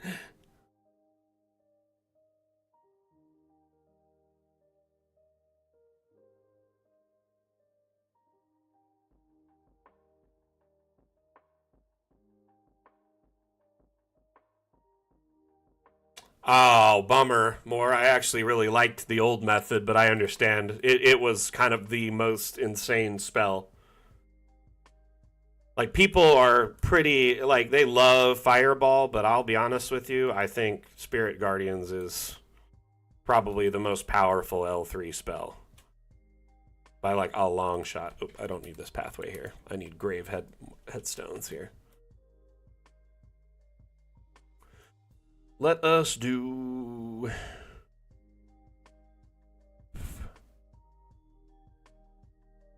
this one.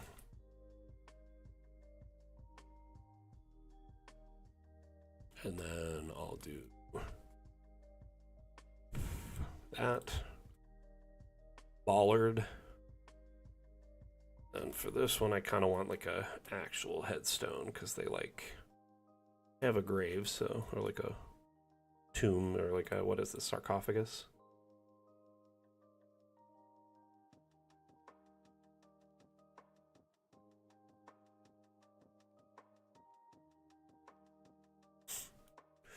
I always really enjoyed Spirit Guardians, and there's a lot of DMs who hate the spell because it's pretty broken. Like, one of the things that's interesting is it can actively attack people through walls because it's a spirit. So, like, one of our go-to moves in an older campaign was to like get up against the door and lure guys in and then barricade the door and cast Spirit Guardians while they're trying to break through. Or, box them in and have a Spirit Guardians where they can't get out, so you have a kill box. It's pretty fun. Sneak attack, I am making a graveyard. So this is a map making tool called Dungeon Alchemist. I'm actually the community manager for Dungeon Alchemist. This is the official account. And it allows you to build maps for tabletop campaigns, primarily in like D&D or Pathfinder. So you can build maps and then export them for your platform of choice, whether it's for print, virtual tabletop, TV tabletop, etc. So I'm actually building a massive cemetery that will be a big map that people can use. I'm actually live right now on multiple platforms providing support, answering questions in AMA format. So essentially, this map here, 85 by 82 squares, very large. If you take a look at the top down,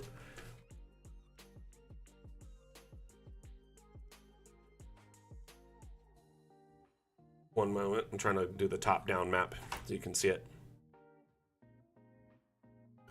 It's taking a moment to load because it's so big.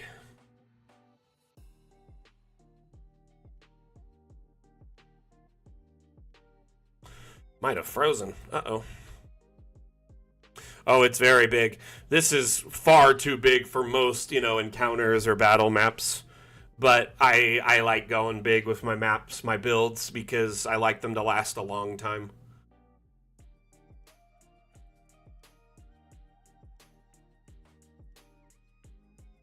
Oh goodness, I really hope this doesn't crash. Of course, the moment I go to show someone the full map, it's freezing. So this here is the top down of the map. It is quite extensive. But we started down in this bottom left corner, and then, I've added hundreds of graves, mausoleums, a big chapel with a bell tower and a beautiful garden around it, the caretaker's cottage, this massive roadway. Quite a bit left. We're packing in graves over here in this area, which I call the sardine can, which is essentially just pauper graves. Really, primitive, simple graves. But the map is quite extensive.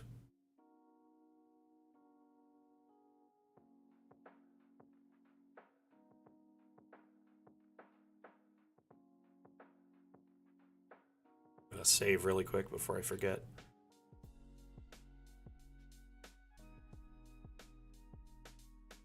Whew. I almost sneezed. Anyway, so right now this is the section I'm working on. And it's slow going, but oh my goodness, there is so many graves packed in here, and when we're done, it's going to be really cool looking.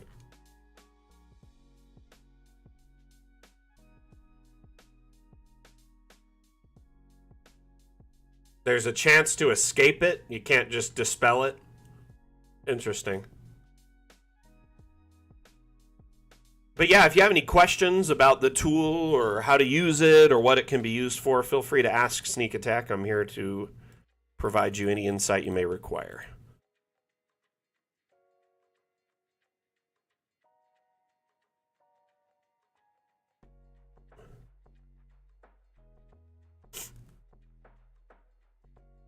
So when I leveled up, I got a feat, right? And I'm a wizard. I'm a level 4 wizard now.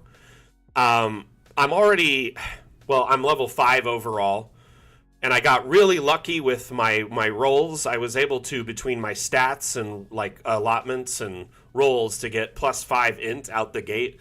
Though I did have a dump with strength. I'm -1 with strength. My con, I think it's +2, and most everything else is +1.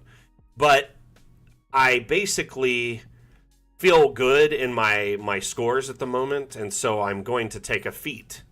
And I think I'm going to take the Cartomancer feat, which right now I have level 3 spell slots, but I don't have any level 3 spells other than upcasts because I'm level 1 Artificer, level 4 Wizard, which set me back on spell progression, the spells I can grab. But now, with the Cartomancer feat, I could say take Fireball or maybe Revivify even into the card and cast it out as a spell, which would then be very, potentially useful for my crew.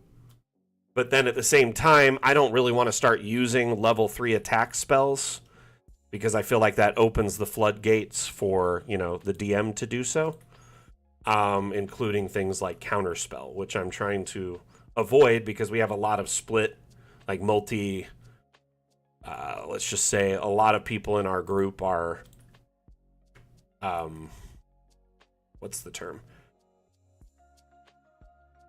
They are, multi-classing. I don't know why that was so hard for me to come up with randomly. Brain fart there, my apologies. But due to multi-classing, a lot of people in our group don't have level 3 spells yet. So I'm hoping if we avoid using them.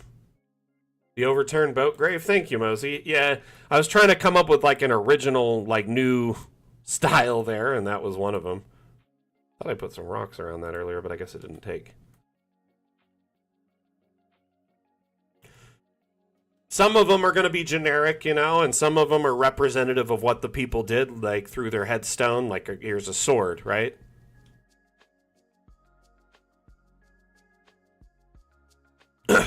Well, and run amok. I like the card aspect of it. Is it seems like a luck thing, right? So I'm playing into luck a lot. Um, I have the luck feat. I have guidance. I have silvery barbs. I have portent. So I do think that Cartomancer leans into that a little bit. And I could even put a spell in there that's really kind of a luck changing type event. Like, what if our cleric goes down? Maybe a revivify on that card could be really useful. Or I could pull out a spell I don't even know because my luck just makes it happen. You know?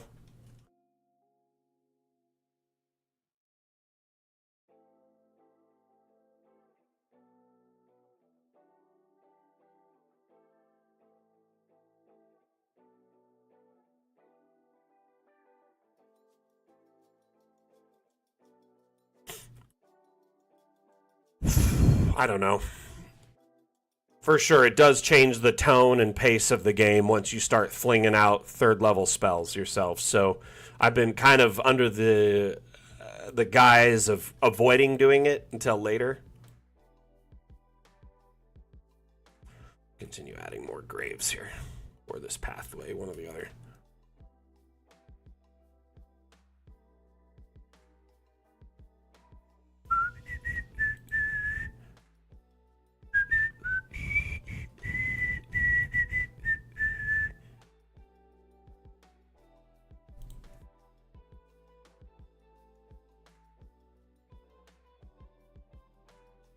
Though I will say I'm very excited for our party's progression at this point. We're all, L5. Our paladin, straight paladin, so he's not a multi-class. And he's getting extra attack, which is fantastic, right? And that'll make him feel, I think, a little bit more powerful because, like, last session he missed a bunch of attacks, and so I could see that being very frustrating, like, over and over again, just missing attacks. Extra attack should help tremendously. Next, our cleric, who is straight cleric. That is a big deal because they now have Revivify and things like Spirit Guardians. So I'm excited for that. I don't know.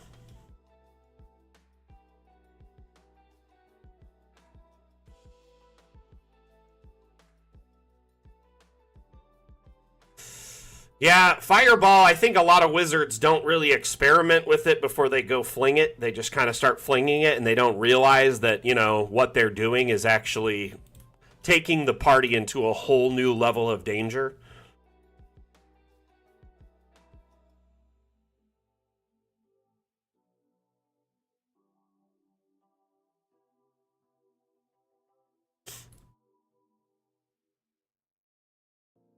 Let's do another boat grave over here. Why not?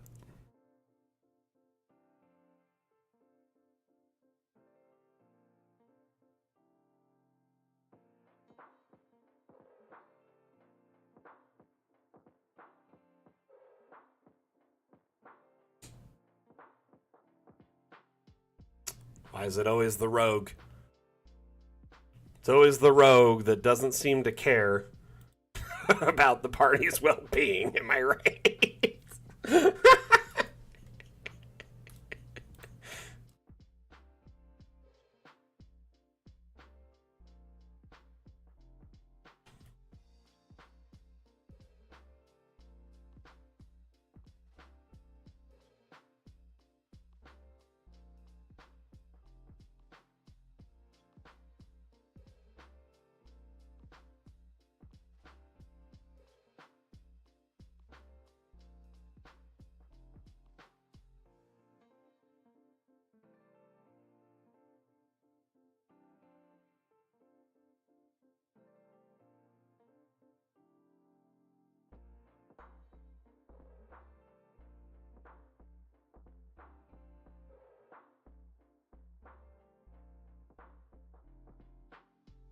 Pro tip with the texture brush when you're painting textures, unclick your paint once in a while because A, the longer you hold, the more your computer slows down. The texture brush is not very optimized in my opinion.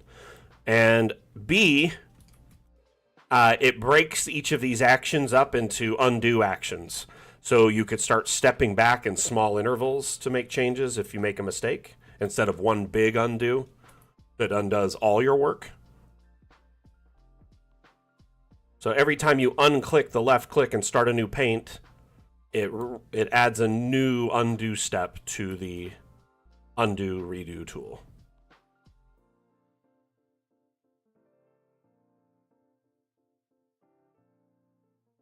Interesting. The Chaos Maker is the druid. That's funny. I wonder how that works out. Typically, in my experience, the Chaos Makers are one of 3 classes. Typically, almost always the rogue. And their main excuse is, this is what my character would do. Followed by the bard. The bard's chaos is somewhat different, though. It usually doesn't put the party in jeopardy unless there was like a large, voluptuous dragon involved. And then, thirdly, is barbarians. Barbarians just love to, throw themselves into harm's way because they love fighting and they love action, and more often than not, they forget that there's a party involved with them too. Love barbarians, though. I love all these classes, but that's just my observation of them in my experience of DMing and playing. More often than not, that's how it ends up going.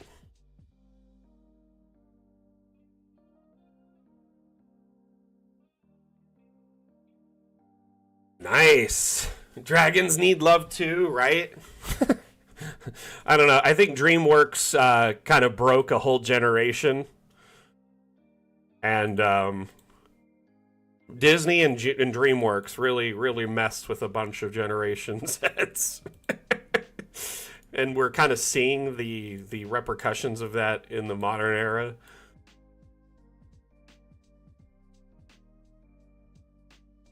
I also think Nintendo's a little bit to blame.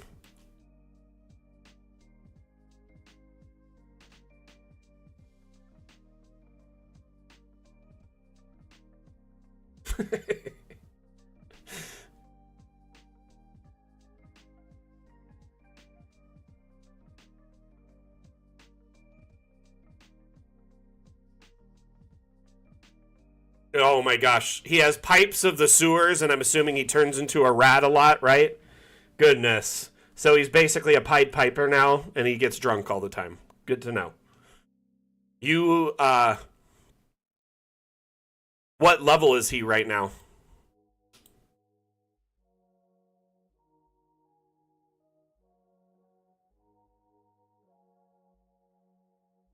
Party is level 8? Oh my goodness. Is the whole party in parity, or are there some multi-classers in the group?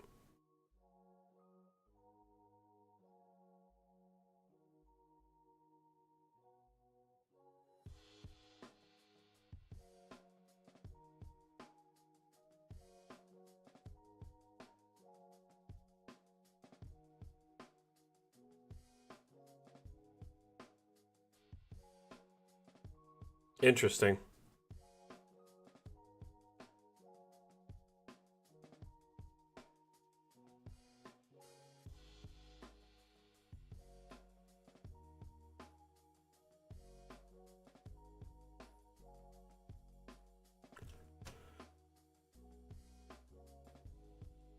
The Rat King.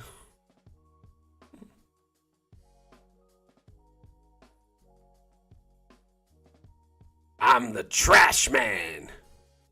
You see, I come into the arena and I throw trash everywhere.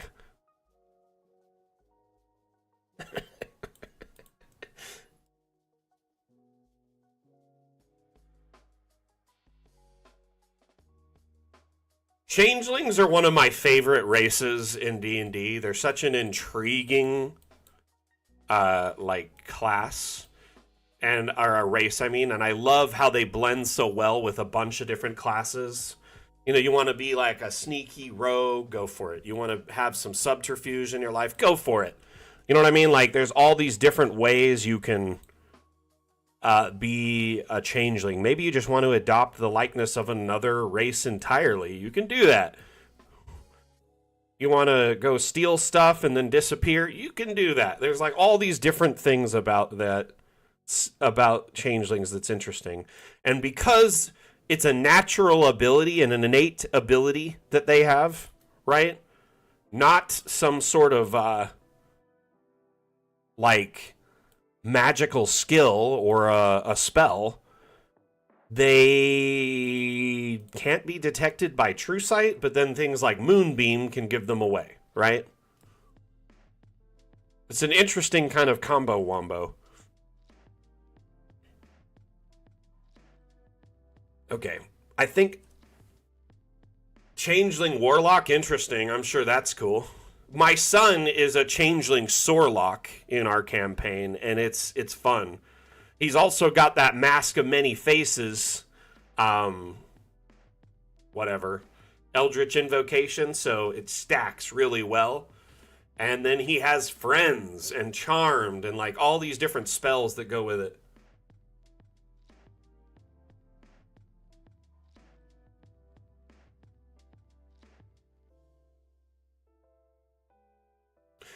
Really? They don't use their transformation powers that much? Black Ops Adventure Run Amok? Interesting. See, I love the changeling ability because you can swap between small and medium at will. So you can change to a small creature or medium. This is interesting because some classes mesh well with this. For instance, the Artificer Battlesmith class, you can make a, like a Steel Defender, and the Steel Defender can be a mount if it's a medium creature, and you're a small creature. So technically you could ride around on your Steel Defender like a mount, and because it's a construct, it doesn't get tired. So, it also has a really good speed, too. It's like 40 feet of movement just out the gate, and it can do attacks. It's, got a whole bunch of abilities. I think it's a pretty cool kind of way to do that. And instead of taking a small class, you could just be a medium class and then shapeshift into a small one to ride your Steel Defender if it's pertinent, if it's needed.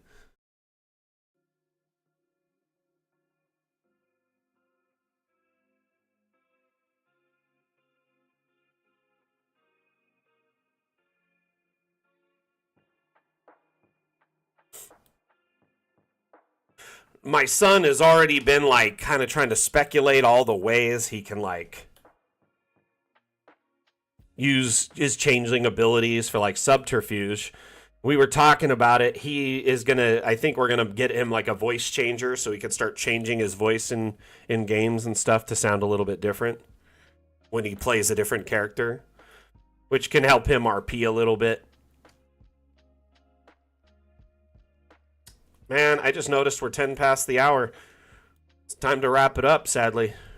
But oh my goodness, we're making some progress over here. This part right here really crossed me up for a minute. I wasn't sure how to approach all this, so I'm glad I did figure it out. And the rest of this should be pretty much straight graves until we get down to, where it starts going into this shape again. So this should be pretty smooth sailing. Yeah, had a lot of fun being here today, everyone. Thank you for hanging out. Thank you for all those that were actively chatting. Whether you're a repeat, offender to the stream or this was your first time on the stream, I appreciate you all being here. Whether you were actively chatting, providing support, or you were just lurking during the stream, both of you are very much appreciated. I do want to mention that we host several streams throughout the week. Monday, Wednesday, and Saturday. Every week we host a stream, same time, same channel. On those days specifically, they have different times and whatnot, but those times are the same every week on those days. So Monday is 9 a.m. Pacific, 12 p.m. Eastern. Let's see here. It's 4 p.m. UTC. Runs 2 hours. And then we have Wednesday, which is the office hour stream.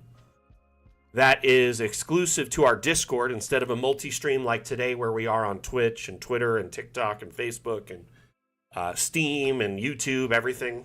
We're only live on Discord that day. It's exclusive to our Discord community.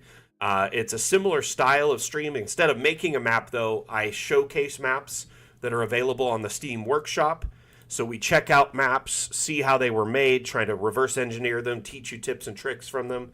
We also showcase assets from the Steam Workshop, and kind of give a bit of glory to the various creators who make and share these assets to expand your library and give you more creative options for your map making.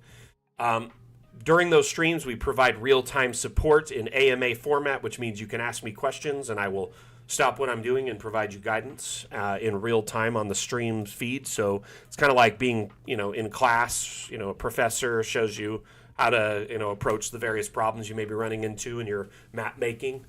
And then Saturday, by the way, this upcoming Saturday's stream is the Dam Challenge stream.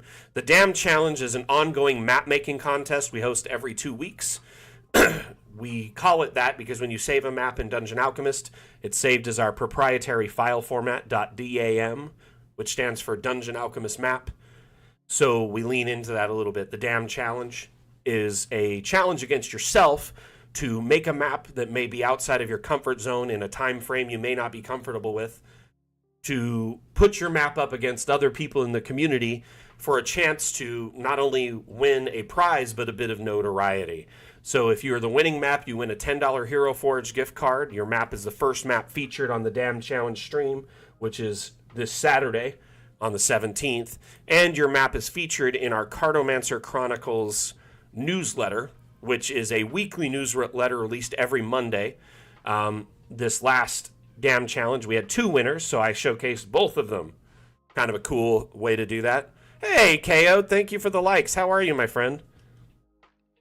You're tuning in right as we're wrapping up, sadly. By the way, stay tuned for or later today for a new Cartomancer Chronicles should be releasing this evening. If you're interested in that, you can load up your DA and click Cartomancer Chronicles. You can click Read Latest Edition or check Archives. Over 100 issues available to check out. Cool maps, information about past events, assets, tips and tricks. And if you want to be privy to the latest edition of the Cartomancer Chronicles as it releases every Monday, you just click subscribe, and when a new issue comes out, it'll load the next time you load DA. So if you haven't read that issue, it'll load up, and then once you've read it, it'll not load up the next time.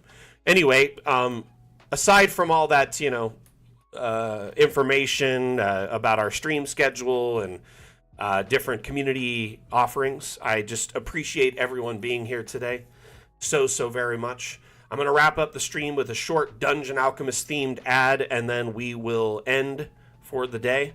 So we'll see you next time I give a damn. Thank you so much for everyone for being here. Again, I am Mac, the community manager for Dungeon Alchemist. I hope you appreciate and enjoy this Dungeon Alchemist themed ad that we made in partnership with One for All, aka Deerstalker Pictures. But can it handle curves? But can it Thank you for handle being here, everyone. curves? But can it handle curves? But can it Mosey handle Poe, curves? amazing stream. Thank you. Dungeon Alan, thank you Alchemist, for being the here. AI-powered map-making application for role-playing games, now comes with Oops, I both forgot to round turn off the music and diagonal when I walls. ran the ad, so Create I'm gonna just amazing restart the professional ad. I maps for your apologize players for that. in seconds. But can it handle curves? But can it handle curves? But can it handle curves? But can it handle curves? Dungeon Alchemist, the AI-powered map-making application for role-playing games, now comes with both round and diagonal walls. Create amazing professional maps for your players in seconds. Get it now on the Steam store. Thank you for tuning in, everyone. Remember, if you enjoyed the stream today and you want to make sure you tune in the future, a couple things you can do to make sure you don't miss out. Hit that follow button or subscribe or whatever it is for the platform you're watching on right now. That way you get a notification or at least can see when we're live in the future if you happen to be browsing that platform. Additionally, make sure you share, like, all that stuff for these streams, or social media where you can. That way there's kind of a reminder there in your feed somewhere that you can find the links. Lastly, in our Discord, we have a series of events in our Discord server that show upcoming streams, when they will be held, what they're about, the platforms they're on. You can actually open up those events and click interested, and it will give you a small notification reminder when we go live on those streams, either in your Discord feed on your computer or on your phone. Very, very unobtrusive notification, and it's just kind of a good visual reminder when we go live if you happen to forget. So make sure you go into those events and click interested on all of them. That way you can tune in to our future streams. Thank you again, everyone, for being here. Again, my name is Mac, the community manager for Dungeon Alchemist. Dungeon Alchemist is a map-making utility available on Steam with a free demo so you can try before you buy. Give it a little test drive, see if it runs on your system. Thank you again for tuning in. We will see you on Wednesday with office hours in our Discord. See you next time.